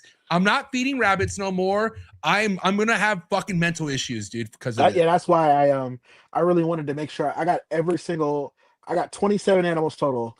Every single one eats frozen thawed. Yeah. Because the one time I fed frozen, I remember I fell asleep, and I definitely hit the joint a couple times, but I woke up and I just heard murderer, and I was like, oh god, like I was paranoid, but I'm glad I was able to get them weaned on the frozen thawed. I haven't had any issues since, but I'm like, listen, baby girl, I'm not the dad that's gonna sugarcoat it. Snakes gotta eat. You like chicken, right? Yes. What do you think happens to those chickens before they come to your plate? You want to see the chicken before it hits your plate? Exactly. I'll tell you a funny story, bro. Like one of my very first Burmese pythons I had, he was a green Burm, and he was a fucking asshole, dude. He was already an adult. No matter what I would put him in, he would somehow get out. And so one time I had I remember back then I would put newspaper on my washer and dryer, and I would let the rats thaw out on there. And dude, this guy got out as soon as I put them all there. He got out, ate all the frozen rats. He ate probably 12 frozen rats, bro. I'm talking like hilarious. Hard as a rock. And I thought he was gonna die. I'm like, you just ate something completely frozen as ice, and he looked so big. And like then he wasn't aggressive. He was just like, oh shit. And so put his ass back in. He digested all that like it was nothing, dude. Yeah, thermal regulate a little bit. I couldn't believe it, bro. And so, God damn, man, something else. But hey, we got to cut to commercial break. Okay, we'll be right back. Mhm. So, guys, do me a favor, hit that like button. Quick words from our sponsors. Thank you. Sorry for the interruption, folks, but a quick word from our sponsors. Shout out to tonight's sponsor brought to you by ZoomEd. ZoomEd is proud to be supporting the Trap Talk Reptile Network. At ZoomEd, reptiles are our passion. For over 48 years, we've been creating premium foods, supplies, and habitats for reptiles and other exotic animals. We're a company made up of hobbyists that test our products on the hundreds of animals that we care for here every single day. Whether you're an established breeder or a first-time hobbyist picking up your first ball python, ZoomEd has you covered with everything you need to keep your animals happy and healthy. I'm excited to talk about this new product with ZoomEd called the Slither Sense. It is a remote temperature and humidifying monitoring system, which we all know how important temperature and humidity is to your reptile. And for you to have remote access to your temperature and your humidity in your reptile room could really, really be a game changer for the longevity of you keeping reptiles. So guys, make sure you check out that product. Find the link in the description below. Click on it right now. Give me your feedback in the comments below. Let me know how you're liking a brand new ZoomEd product. Shout out to Focus Cube Habitats, the #1 PVC enclosure in the reptile industry. Hands down, everything you guys see behind me are 3x2x2 PVC design enclosures by Steven and Ashley over at Focus Cube Habitats. My entire room at this point, all Focus Cube Habitat enclosures, and that is for a real reason. My reptiles love them. I've had majority of these Focus Cube Habitats behind me for over 6 years now. So guys, if you're looking to expand your reptile room and get yourself some new enclosures, no better place to visit than Focus Cube Habitat. You head over to focuscubehabitats.com and see how many different design enclosures you could choose from. And you can also follow them on Instagram and stay updated with all current new enclosures on their YouTube channel. So thank you so much, Steven and Ashley over at Focus Cube Habitats. And I think I got new enclosures in the driveway, so I gotta go. Shout out to Focus Cube Habitats, you are the best. Tonight's episode is brought to you by Mark Hager over at Texas Chondros. If you want to talk to somebody who likes to put people on the map, you have to go follow TX Chondros on Instagram. He has put on some of the biggest breeders out in Texas out on his platform on Instagram. Also displays some of his own amazing projects on his Instagram. And you can also simply go to his website, see what pairings he has going on for this season, and also see his previous productions. Mark has been working with yellow neonates on top of red neonates, and his passion for this hobby is second to none. He's also mentored a lot of people like myself. So thank you so much, Mark Hager, for all your support. And if you guys really want to know how it is about building a community, then you got to go check out Texas Chondros. Thank you so much, Texas Chondros, for all your support. Cannot wait to see what you're all about in the 2026 breeding season. Tonight's episode is brought to you by David Brahms from the Reptile Perch. If you have an arboreal species, you definitely want to make sure you are using a David Brahms design perch over at the Reptile Perch. You can get any size perch you want for any size arboreal, anywhere from hatchlings all the way from adults. Everything you see behind me is on a David Brahms design PVC perch. So thank you so much to the Reptile Perch for doing everything that you've been doing with these awesome, affordable perches for people to take advantage of. And you can find David Brahms's website in the description below. Simply go to www.reptileperch.com or just go to Reptile Perch on Instagram. And you can also see many of David's awesome green tree python projects. He's also a highly successful green tree python breeder, been looking up to for the last few years as well. So to have his support really means the world to me. Thank you so much, David Brahms over at the Reptile Perch. Shout out to tonight's sponsor, and that's the one and only MORPH Market and MORPH Market Shipping. One of the biggest exciting things about the reptile hobby over the past couple years is MORPH Market Shipping taking everything to the next level.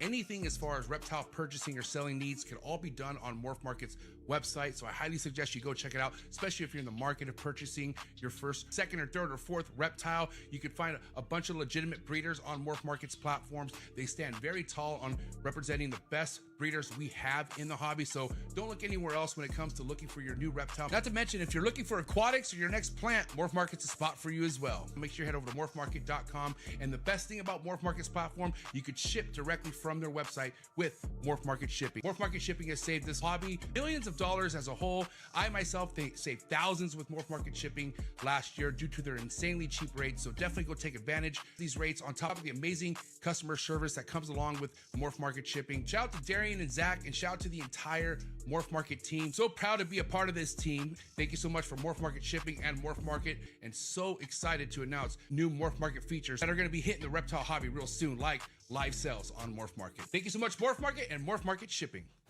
For over a decade, we've pursued a singular vision, producing the finest breeding stock the hobby has ever seen.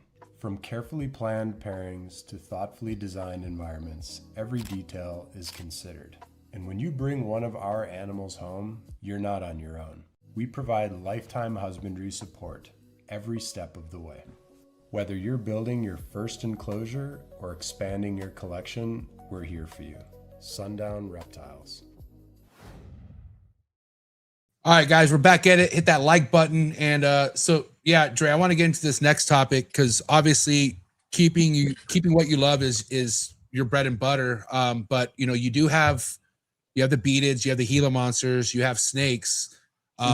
What do you favorite the most? Like, you know, I guess it's hard to say, but like if you had to keep one or other species, the lizards or snakes, like what are you more about? Oh, snakes. Yeah. But Okay. Snake All right. God is for a reason. It's crazy though because I started with lizards by default because I you know at home my mom was scared of snakes, Right. but I knew I wanted to get into reptiles. So do I enjoy lizards? Absolutely, but I feel like that's a lot more work Way more. compared to snakes. I Yeah. for me, it's easier to take care of 50 snakes versus 5 lizards. Lizards is a lot more work, especially the types of lizards that I like. I like monitors, you Yeah. know. But yeah, I would definitely. That's why I only have 2 lizards, only 2, and they're not huge, species. Now, my 2 dream lizards, if I could keep, would be bell-faced lace or regular lace or black dragon. Those are, really the only 2. Yeah, man. I mean, I miss my laces, dude, more than anything, but they were so much work, bro. And we're talking like every day. Like every day there was some shit going on with these laces, bro. Socialization alone, man, it's like, oh, Yeah. Well, I think it's I was lucky there, bro, because I got them really young and like Mhm. I got them used to just being held, would scratch them all the time. My thing is like when I walk into my room, I want it to be clean. Like I want to invite somebody over and not have to be embarrassed. And Yeah. these motherfuckers embarrassed me so much. Like Mhm. shit on the glass. They'd be laying basking in their own shit. And I'm like, Yeah, what are you doing, bro? Like lizards. clean yourself, bro. But they were dirty like that. Yeah, lizards are a different ballgame. I don't know if you know this, but the only breeding experience I have at the moment, I used to breed bearded dragons. I was Oh, okay. 16. I remember that. Yeah, I think I remember you telling me. So I used to breed bearded dragons, so they were disgusting. They were disgusting. And this was, back before I got really educated about like, naturalistic keeping everything. So I was one of the ones that like I kept everything sterile. So I kept all my beardies on tile, Right. and everything like that. So, when you walk into your room and they're Australian, so they're like hot. They're like at basking spot can be Yeah. like 110. And you walk in and they just had a fresh bowl of veggies and they pooped and it's under that heat and that's all you smell. Oh man, like, and I had what 15 beardies. No. So I did that for like 4 years and I was just like, this shit's old. I'm not doing this no more. Yeah, and what I struggle with now, and I'm just like you, like I have all my ball pythons on paper, because I don't like cocoa chip. Like it fucking puts too much particle shit in the air. It gets everything dusty. But when you use paper, you smell everything that fucking comes out of those goddamn snakes, especially when they cleaning it more often. Yeah, you cleaning it more often. Yeah, which I'm okay with because it keeps me on top of my cleaning schedule. Exactly. I feel like cocoa chip could get you lazy because you just spot clean and like, dude, you don't see everything. Like these motherfuckers are good at shitting under the cocoa chip or somewhere where you don't see it. And unless you're doing the whole cocoa chip, like you're kind of almost creating bacteria in there for so long. So and for me, I'm out there. I do use all of my snakes are on Pro Cocoa. I had the opposite issue because I had my snakes, they would go under the paper and poop. okay. So I gotta clean the bare enclosure. So that's annoying. I'm not but I do keep like a nice thick layer of substrate in there. yeah. But like my burn so my stack of 8 foots, my berms and the retics, they all poop by the water bowl in the back corner. Okay. And then the urate is like maybe like 6 inches away, so it makes it easier. But I spot clean out there so often that I don't do full bedding. I do full bedding changes like 2, maybe 3 times a year because I'm literally spot cleaning 5 days a week. But with them eating big meals less often, they're not going to the bathroom as much. Now maybe a urate here and there because they have water, but other than that, it's been great. Like it's been great because when I moved them into the shed, everybody was just on like the packing paper, like from Lowe's and everything. Yeah, that's And what I'm on. that was hell for me. With big snakes and large enclosures, it was hell for me. Yeah. And I was just like, yeah, this shit's over. It's a lot of work. So It's extra work. Yeah. It is. With smaller snakes, paper most definitely, but and even then, like my larger snakes, I'm waiting on 10 foots, so they're going into 10 foot enclosures. So it's just like Nice. how much paper I'm gonna be, and then having to. I'm 5'5", bro. Having to cut this shit, and like the shed is 10 by 16, so I'm in there like, fuck, and then like you gotta cut it. And it's just like I'm not about to do this. So it's Yeah, just bro. easier. Yeah. It's easier to um just do the bedding, and I spot clean. So like, but even then, like again, it keeps me on my game because I'll post like a time lapse of me hitting all of my enclosures, and I Yeah. do it with pride. That is my that is how I gain my peace. I go out there, put on some big extra plugs, some good music, Yep. Just get get to into work. it, get Yeah. into it, or phone call. And my dad's a trucker; he'll call me on the road, and we'll talk. And I'm just getting to it, getting to it. So it's like that is my peace. People are like, I don't like the cleaning. Well, then you're in the wrong fucking industry, bro. Yeah, The right. wrong Because industry. cleaning is like when the job's done, what's more enjoyable? Like when you could sit back and say, Walk, God damn, everything man. I knew. I love it. I love that. Walk in that room. I got my LED sign right there. Walk in the room, and it's nice. I feel more accomplished. Yeah. And So as because you feel like your snakes are in a better place now because they're fresh, they got fresh water, they got fresh bedding, it's like kind of like taking care of your daughter. You know what I mean? Like when your daughter's nice and fed, she's all bathed up, ready to go to school the next day, you're accomplished. Like you feel like, yeah, all right, I feel good. At least that's how I am. Like when my kids put down, I sit down, I'm so happy, like, damn, kid ate, kid took a bath, and now he's in bed. You know what I mean? yeah. I'm more like, oh, it's peace and quiet. Because once they get that age, man, they don't stop asking questions. Yeah. Like this little girl. So we get up for school at 7:30. She woke me up at 6:15, and she comes in my room. She's like, "Hey, Daddy, can I watch cartoons?" And I'm just like, I don't know, because when you watch cartoons before school, you kind of act like you don't know what's going on, and Yeah. you need to be focused for school. So she goes in there and she's playing with her doll. I'm like, cool. She comes back in. Hey, Daddy, did you know giraffes have a really long neck? And I'm just like, okay, all right. 6:15 in the morning. She leaves. She comes back in. Hey, Daddy, you know what I think I want for dinner? I'm like, if you come in this room one more time, Yeah. I'm just like, good Lord. Yeah. But you see how the smile you get put on your face when you just repeat what she says, the hey daddy. Absolutely. Because that what's crazy, Dre, as you already know, your daughter's 6, that ain't gonna last forever, bro. Like It's that's not. Look, sad. You know what I mean? Like I try to not get into my emotions. I see where my kid's at 2, and I'm like, I can't get too comfortable with where he's at right now because this ain't gonna be for like he's gonna move on. You know what I mean? yeah, And yeah. that's what trips me out, bro, being a dad. I admitted earlier in my life that since I became a dad, I've cried more times than I ever have in my life. I And mean, it's more so out of fear because I care, and just it can be tricky, when things don't work out and you have to co-parent. So yeah, um yeah, but kind of what we spoke on earlier, more so I look back at the world being left behind for her and I won't be here to protect her. That is probably my biggest fear, yeah, because my biggest fear is my daughter, kid, nephew, niece, whatever, them being in trouble and I'm not there to help. That is my biggest fear. yeah. I mean, For me, it used to be dying. I used to have a crazy fear of death. I don't know why. But now that I'm a dad, it's like that just went away. Now it's like, now I understand why my dad operated the way he did or operates the way he does. And I just yeah, kind of look at her and I'm just like, man, like every birthday, man, I get emotional. So that's why I really try to put my heart and soul into what I'm doing, because I want her to be proud of me, but I also want her to be like, my dad made something of himself. I want to do the same. But yeah. man, it's tough. It is. The It beautiful is thing though, tough. man, like it already, like what you're doing with your dad, like talking to him while you're doing Mhm. snake tours, that's gonna instill into your daughter, man. Like Oh yeah, I you're hope. whatever. Yeah, I'm sure it will, man. You're doing a good job from what I heard, from what I could hear, and what matters is the morals that she has when she's older and keeping that relationship strong, like what you have Yeah. with your dad. I'm sure you have that with your moms too. You know what I Oh mean? yeah, they're married. Yeah, I've talked to both of them. Yeah. And so that's the beautiful thing, man, is like you already got something good going with your own parents that you can now pass down to your daughter. You know what I mean? Yeah, for sure. That's important. And you know that's important. You value that already. Very. Yeah. But man, yeah, it's a trip, bro. I mean, I feel like next time you're going to be on this show, which I hope it's not another 2-3 years, but she'll be what, 5th, 6th grade then? You know, she's in 1st grade right now. She's going to 1st grade. She's in kindergarten, where she'll be going to 1st grade. Yeah. So Yeah, man. Dang. Sheesh. yeah. Yeah.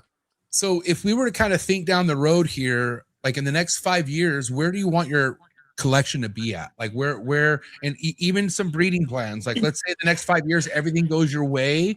Where do you want Snake God collection to be at? But then also, what's up with the breeding side of things in the next 5 years? I think first and foremost, I really want to be at a more permanent facility where I'm able to do, more, just my goal essentially for all of my snakes is to have everybody's enclosures be as big as they possibly can. Whether that be just, huge ass PVCs or walk-in.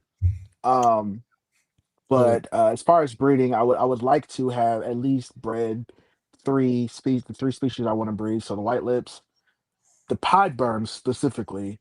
That'd be But I cool. do have the pied burm head albino, and I have a visual albino, and then the IMG boa. So those 3. Oh, that's right. Damn.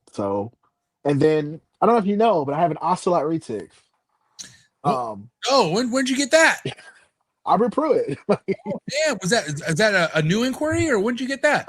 Last Tinley or October Tinley. No way. So I have an ocelot retic. So and she's nice. That had to be probably one of your most expensive snakes, I'm assuming. The most expensive snake. Well worth it. I mean, good quality animal. Temperament's good. He told me she was a little feisty, but I haven't had any issues with her. I'm not sure on it, like exactly where I want breeding for her to go, but her and the cow are the only 2 retics that I plan on breeding if I do breed retics. So how old is that ocelot? Oh, she's baby. She's only I want to say she's just over a year, so she's not huge. Might not even be a year yet. She's only like 28 inches or so. You haven't posted her yet, have you? I posted her a couple times, yeah. It's on your IG. I can't find her anywhere. Yeah, I don't know if it's me or you, but you're frozen on my screen. Sorry, hold on, my bad. It's because I was looking at Instagram. Oh, okay. I'll just make sure. Let me do this real quick because I want to see that ocelot. Yeah, she's right here. Okay, cool. Let me pull it up on the screen so people can see it. Where is it on your IG? Like what? Oh, it's right there. I see it. Okay, cool. Yep. I don't want YouTube to flag my ass. It's a good song though. All right, so that's it right there. So man, so how old is she right here? A year? If she's not a year, I have to look at the paper he sent me with her, but yeah, she's still very young. Look at that thing, yeah, dude. She's still very young. That's hands down one of the nicest retics I feel like I've ever seen in person is the ocelot. Yeah, it's even at this last Tinley in March, which is great, by the way. They had some nice ocelots there. But yeah, I like how clean her pattern is for sure. That is gorgeous. And obviously you'll breed that at some point when it's old enough, right? Is that a male or female? Female. Oh, it's a female too. Jeez. I ain't gonna lie, man. I'm in my feelings over that one. That was in. I mean, as I was in retics, that was like kind of like the Bolin's pythons of retics. Like that was the cream of the crop. Like that's the best retic you can get your hands on is ocelot, I think. Yeah. So damn, what a huge fucking accomplishment, man. That has to be. Her name's Evie, but she's a beast. Yeah, she's a beast. That's awesome. She's a beast. She's typical retic. Food driven, because as soon as I open that enclosure, I'm just like, oh, like she's one of the ones where I have to open her enclosure with the hook because I know she's flying out. But once she realizes it's the hook, she's sweet. What's crazy is they're so smart. Like they could easily be hook trained. Like, you know what I mean? Yeah. They know what the hook is. They know what food is. Pretty. You know, I guess they call it target training as well. But they know that's one thing. You know, retics could be kind of like beef headed. They could do some questionable type maneuvers, but for the most part. You could train them pretty well as far as feeding. It's pretty simple. Like since I have so many, but also I know how smart they are. Even with the burms, the African rock. If I'm handling, I use a snake hook on this side of the enclosure. If I'm feeding, only the tongs on another side of the enclosure, just so they know they can differentiate. You know, just there's still people that say, feeding in the enclosure makes them aggressive. I was like, you can tell who has experience and who doesn't. If you're still Yeah, saying that, you clearly you yeah, don't have any experience. So yeah, yeah. it's If not hard at anything, all. feeding them out the enclosure is only going to make them even worse because Man, they think every time you take them out, you're going to feed them. You know what I I mean? tell people all the time with the snakes I keep, when these snakes get 14, 15 feet, who do you think is moving that big ass snake back and forth?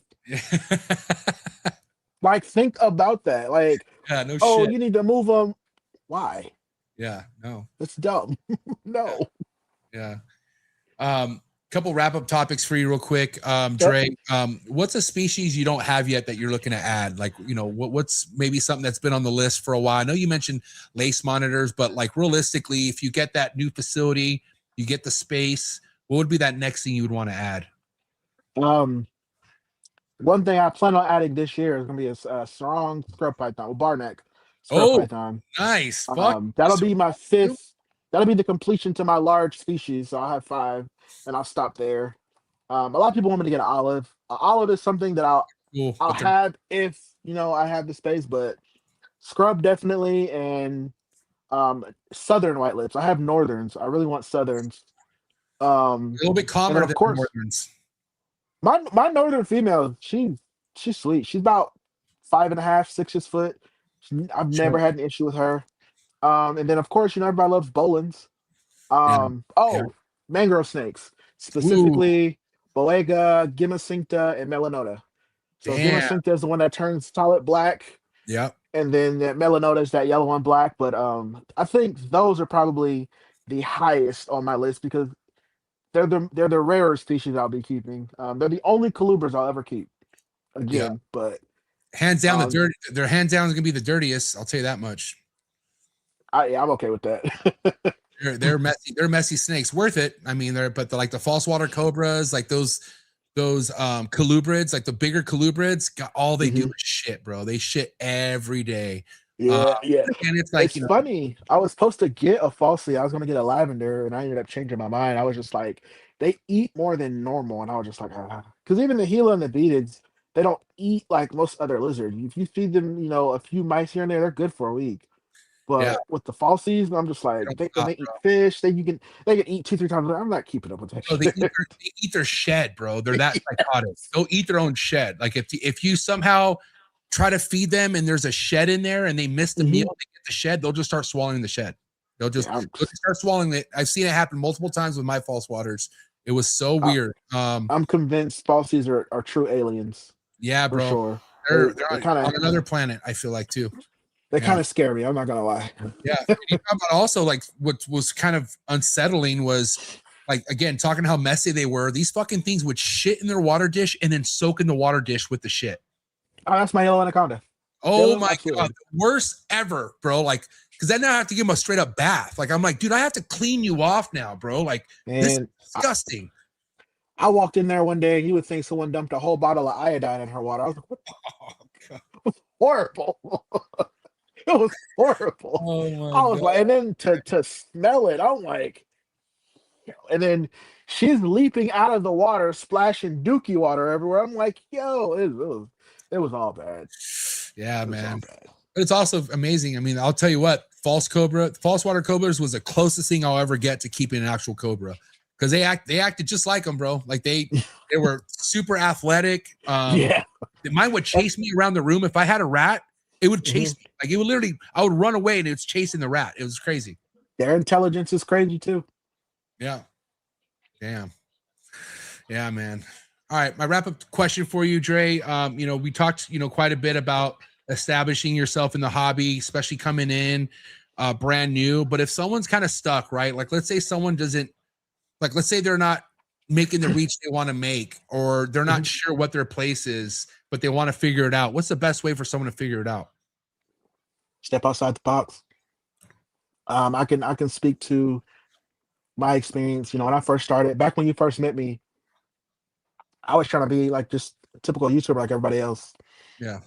Here's care video about this, or here's 5 things you should know about this snake, or just the basic videos that everybody had done already and just regurgitating the same information. Yeah. You have to find your place You have to find your way to deliver information in your way. Because there's only so many care videos that can be done about the same fucking animals. Um, Yep. so step outside the box. Don't be afraid to be creative. And personally, honestly, Instagram, Facebook, and TikTok, they literally give you templates. They make it easy for you to switch it up. A lot of people just don't want to take the time to develop their skills and go through the process because it's Yeah. not going to happen overnight. Like, not every video you post is going to go viral. You know, it's always that one that you don't expect to go viral that's going to blow up. But if you're posting the same kind of videos that someone else is posting, you know, if you have 1,000 followers and you post the same video as someone with 100K followers, who do you think's video is going to go viral before yours? Person with 100K, because they already have the reach. So you have to really, unfortunately, you have to do double the work to get noticed. Um, Yeah. it's probably the best thing you can do is think outside the box. That's why my content has changed so much, and I started implementing more skits because number one, Facebook loves the skits, but number two, nobody else is doing stuff like that. The biggest thing you So said is like the work. You got to do the work, like yep, research, figure out what your niche is, figure out what your plan is. You got to sit down and do the fucking work, man. Can't be absolutely. And lazy. even still now, like with some of my videos, I don't even I didn't even know like the style of videos I wanted to do until I just started coming up with more and more and more ideas. So now with this content phone, like even if it's a day I'm not recording, I'll toss the idea in my notes so I can go back to it, and then I'll check the topic again. And then I'll look at other videos. Like a lot of the videos that I pull inspiration from are not reptile videos. These are just other content creators, lifestyle creators, comedians, like people that are on Instagram, and I just kind of pull inspiration from them and try to incorporate that, into what I'm doing because a lot of the reptile keepers, the content creators, they're all doing the same thing. So it's like, and I don't want to be like any other, reptile content creator. Yeah. So I'm pulling, the people who have 4.3 million followers, and that's allowed me to reach. I've had celebrities in my notifications and everything. So it's like if my content is reaching that level, that's the type of content I want to keep pushing. So Yeah. but I don't make it a point where I'm just purposely trying to go viral. I'm still staying true to what I want to do, putting my style content out there, putting my education out there, and doing my thing. And whatever happens, happens. So And one thing I remember clearly talking to Barcheck, like the people who would put him on in YouTube, they weren't no reptile people. Like it was David Dobrik, Dobrik, hmm Mr. Beast, the Face yeah, Clan guys. Like he would fucking he would get advice from people like that. You know what I mean? And it was never reptile related advice that he would get. But mind you, Barcheck was on his own level. Like he was in his yeah, world. But then even so, like even life business advice, it wasn't from fellow reptile people. Like it was from other people who were successful in other avenues. And that's clearly what you're doing, man. It's awesome. yeah, yeah, yeah. Because I don't know. I feel like reptile people only have. This may come off as offensive, but I feel like a lot of us only have we have a one-track mind. We can Yeah. only think about reptiles. Yeah. Versus, somebody that does lifestyle content, they're posting all types of videos, so they're literally appealing to the masses. And there's a niche for people who want to watch other people live their lives. Those are some of the most popular videos on YouTube. So I mean, I'll watch makeup blogs. Some of these women are creative. So I'm just like, okay, okay, I can do that. So I'll implement something in like my videos or like even like my most complicated videos at the moment. When I decided to kind of, all the pythons join together and it's Oh, different parts and I'm switching clothes for like a 1 minute video, it takes me like 2 hours yeah. because I'm moving the camera, but it's always rewarded with good views and people enjoy those. So, but I got that idea just from TikTok. Like other creators, they post like, comedic skits, and I'm just like, it's simple. And then when I did it, I'm like, God, this shit's actually kind of tough. Like the Yeah. first one I recorded at 5 in the morning because I couldn't sleep. And I took like 4 different shirts downstairs and I would just change shirts in between. And I don't write like a script because I'm not that talented. Everything I do is improv. Right. So I'll turn the camera on and I'll just talk and whatever sounds right to me is what I stick with. Yeah. And I just piece it together. And works. So it sounds like, obviously the content creating thing is going to be a long-term thing for you. Like, do you have a goal in mind as far as how many followers or subscribers you want to hit in the next few years, or is that doesn't matter to you? It doesn't matter because, again, this is going to kind of sound conceited, but I'm just going to be honest with the reality of it. I quit my job to do this full time. So obviously I want to be, compensated for it. Yeah. Followers do not equal money. Yep. So Yep. I don't care if I have 1 million followers or subscribers. If the money is not correlating, doesn't matter, So Yeah. Even before I got monetized on Facebook, for whatever reason, they wouldn't monetize my Facebook until I hit like 50K. Don't know why. But I wasn't mad at it because they back paid me for a lot of stuff that they went back and everything. So I had a nice check waiting on me. There you But go. I knew people with like 2,000 followers and they were making money. And I'm just like, what the fuck am I doing wrong? And then one day I log in and it's just like, oh, your reels have been monetized, and then like we're gonna send me like a message like we're going to verify all of your content. Basically, it was original content. And then, it was like 2 weeks later, I saw like what my check was, and I was like, oh shit, okay, cool, that works. So I do random like little, shout outs like to let everyone know I appreciate the support, but I don't look at the follower count like a whole bunch because it's just popularity, and you can't pay the bill with popularity, So Yeah. Well, what counts is the engagement, right? Like you're exactly, that's the what matters. engagement. And there are a lot of poor popular people, and I don't want to be one of those. Dude, hey, fucking So- facts, bro. Because there were people that were popping at one point, but they didn't give a fuck about the engagement. All they cared about was their followers, like how they looked when someone. But bro, all those most of those motherfuckers are so broke right now, and they have to go back to a real job. They have to go back to something they just hate. You know what I mean? And it could have been avoided if they cared about the engagement. Like you got to really fuck with people, bro. That, and you have to appeal to not just the people that subscribe to you, but you don't know who's going to see this video, and Facebook has the say so on whether they're going to push it or not. So if you're posting content, or if you're just posting, the same sounds that are going viral, just because you post a video and you get 50K views on it, doesn't mean you're going to get paid from it. If that sound is licensed and somebody else has rights, they're getting all the money from that video. Yep. So that's why I like doing the skits, and I'm using like my own voice because that's something that's mine, and get paid more from that. So there's a lot of people that just don't pay attention, and even Facebook sends out like to content creators and people who are monetized, they send out like the little updates, like we updated our content agreement. You gotta read it. Just read it. It literally tells you everything.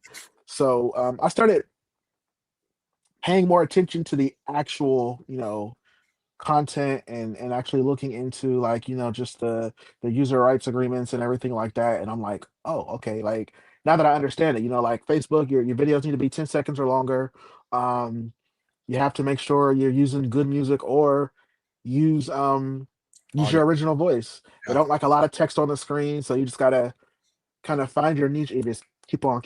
Like tomorrow's gonna be a heavy content day for me. What's up? So I'll be up all night tonight actually doing skits, and just making new content to keep it fresh. The different ways snakes eat, or different ways lizards eat, those are the more popular ones, and that's something simple. I'm not even talking, I'm literally eating food and smacking on purpose in a video, as a reptile would. And some people don't like it, which is understandable, but those always do well. Those videos are like 25 seconds, and I'll generate like $200 from those videos, just from one video. So it's like, I'll take it. From 15 seconds, absolutely. Right. But another thing that I feel like you're always going to be doing is studying the algorithm. Like you can never feel like you could get complacent and just keep doing what you're doing. You always got to switch it up when it's necessary, right?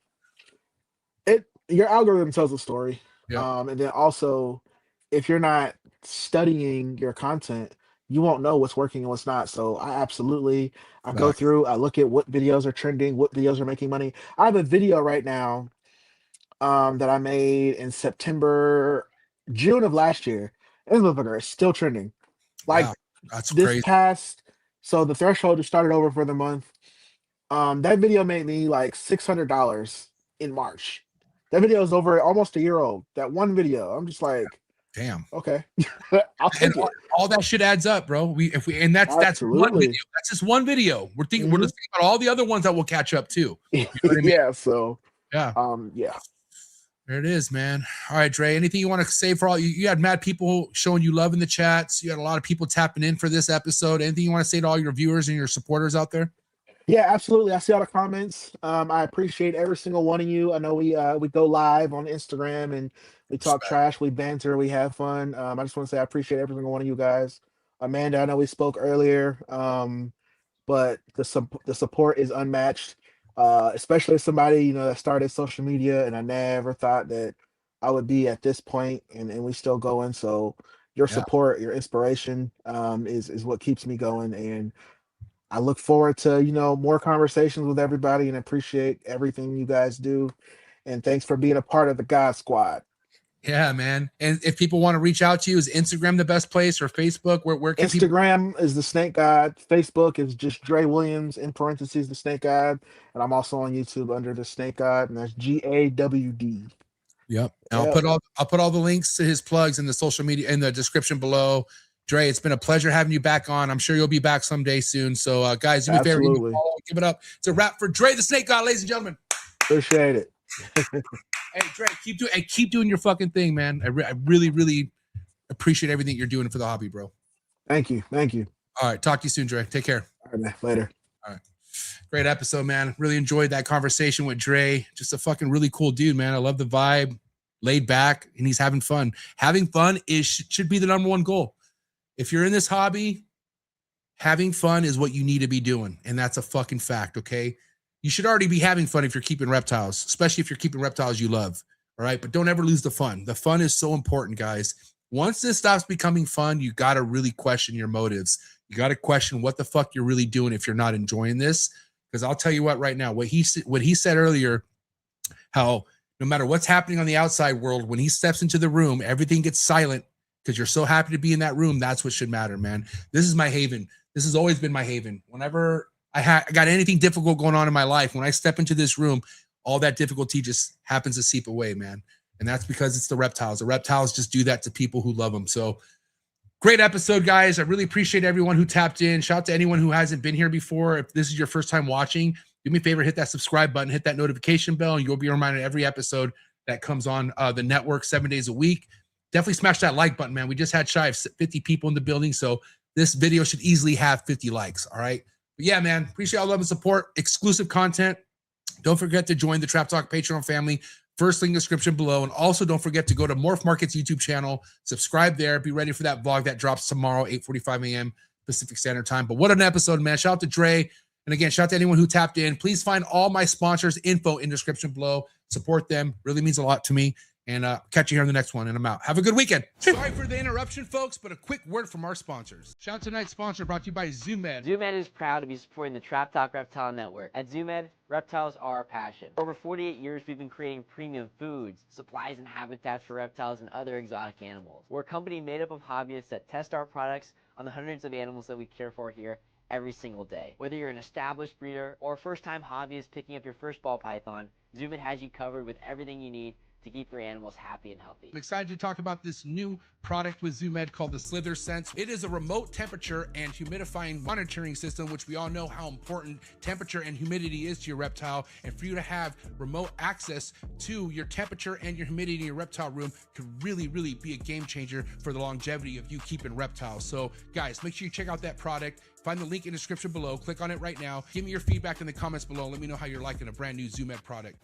Tonight's episode is brought to you by Mark Hager over at Texas Chondros. If you want to talk to somebody who likes to put people on the map, you have to go follow TX Chondros on Instagram. He has put on some of the biggest breeders out in Texas out on his platform on Instagram. Also displays some of his own amazing projects on his Instagram. You could also simply go to his website, see what pairings he has going on for this season, and also see his previous productions. Mark has been working with yellow neonates on top of red neonates, and his passion for this hobby is second to none. He's also mentored a lot of people like myself. So thank you so much, Mark Hager, for all your support. And if you guys really want to know how it is about building a community, then you got to go check out Texas Chondros. Thank you so much, Texas Chondros, for all your support. Cannot wait to see what you're all about in the 2026 breeding season. Tonight's episode is brought to you by David Brahms from the Reptile Perch. If you have an arboreal species, you definitely want to make sure you are using a David Brahms design perch over at the Reptile Perch. You can get any size perch you want for any size arboreal, anywhere from hatchlings all the way from adults. Everything you see behind me is on a David Brahms design PVC perch. So thank you so much to the Reptile Perch for doing everything that you've been doing with these awesome, affordable perches for people to take advantage of. And you can find David Brahms's website in the description below. Simply go to www.reptileperch.com or just go to Reptile Perch on Instagram. And you can also see many of David's awesome green tree python projects. He's also a highly successful green tree python breeder. Been looking up to for the last few years as well. So to have his support really means the world to me. Thank you so much, David Brahms over the Reptile Perch. Shout out to tonight's sponsor, and that's the one and only Morph Market and Morph Market shipping. One of the biggest exciting things about the reptile hobby over the past couple years is Morph Market shipping taking everything to the next level. Anything as far as reptile purchasing or selling needs can all be done on Morph Market's website. So I highly suggest you go check it out, especially if you're in the market of purchasing your first, second, or third, or fourth reptile. You can find a bunch of legitimate breeders on Morph Market's platforms. They stand very tall on representing the best breeders we have in the hobby. So don't look anywhere else when it comes to looking for your new reptile. Not to mention, if you're looking for aquatics or your next plant, Morph Market's a spot for you as well. Make sure you head over to morphmarket.com. And the best thing about Morph Market's platform, you could ship directly from their website with Morph Market shipping. Morph Market shipping has saved this hobby millions of dollars as a whole. I myself saved thousands with Morph Market shipping last year due to their insanely cheap rates. So definitely go take advantage of these rates on top of the amazing customer service that comes along with Morph Market shipping. Shout out to Darian and Zach, and shout out to the entire Morph Market team. So proud to be a part of this team. Thank you so much for Morph Market shipping and Morph Market, and so excited to announce new Morph Market features that are going to be hitting the reptile hobby real soon, like live sales on Morph Market. Thank you so much, Morph Market and Morph Market shipping. Shout out to Focus Cube Habitats, the #1 PVC enclosure in the reptile industry. Hands down, everything you guys see behind me are 3x2x2 PVC design enclosures by Steven and Ashley over at Focus Cube Habitats. My entire room at this point, all Focus Cube Habitat enclosures, and that is for a real reason. My reptiles love them. I've had majority of these Focus Cube Habitats behind me for over 6 years now. So guys, if you're looking to expand your reptile room and get yourself some new enclosures, no better place to visit than Focus Cube Habitat. You head over to focuscubehabitats.com and see how many different design enclosures you could choose from. And you can also follow them on Instagram and stay updated with all current new enclosures on their YouTube channel. So thank you so much, Steven and Ashley over at Focus Cube Habitats. And I think I got new enclosures in the driveway, so I gotta go. Shout out to Focus Cube Habitats, you are the best.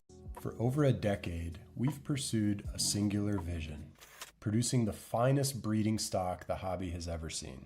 From carefully planned pairings to thoughtfully designed environments, every detail is considered. And when you bring one of our animals home, you're not on your own. We provide lifetime husbandry support every step of the way. Whether you're building your first enclosure or expanding your collection, we're here for you. Sundown Reptiles. Thank you for all the fellow support. Thank you so much for anyone who watches the Trap Talk Reptile Network. Hit that like button. If you hit that subscribe button, hit that notification bell, you'll be notified of every new episode dropping here out of the network 7 days a week. And also by hitting that like button, hitting that subscribe button, it pushes this network out to other new keepers coming into the hobby. So by you doing that, it does more than you think. So thank you so much again for all the support. And if you're not already a subscriber, please hit that subscribe button. We're doing big things over here and we really appreciate it.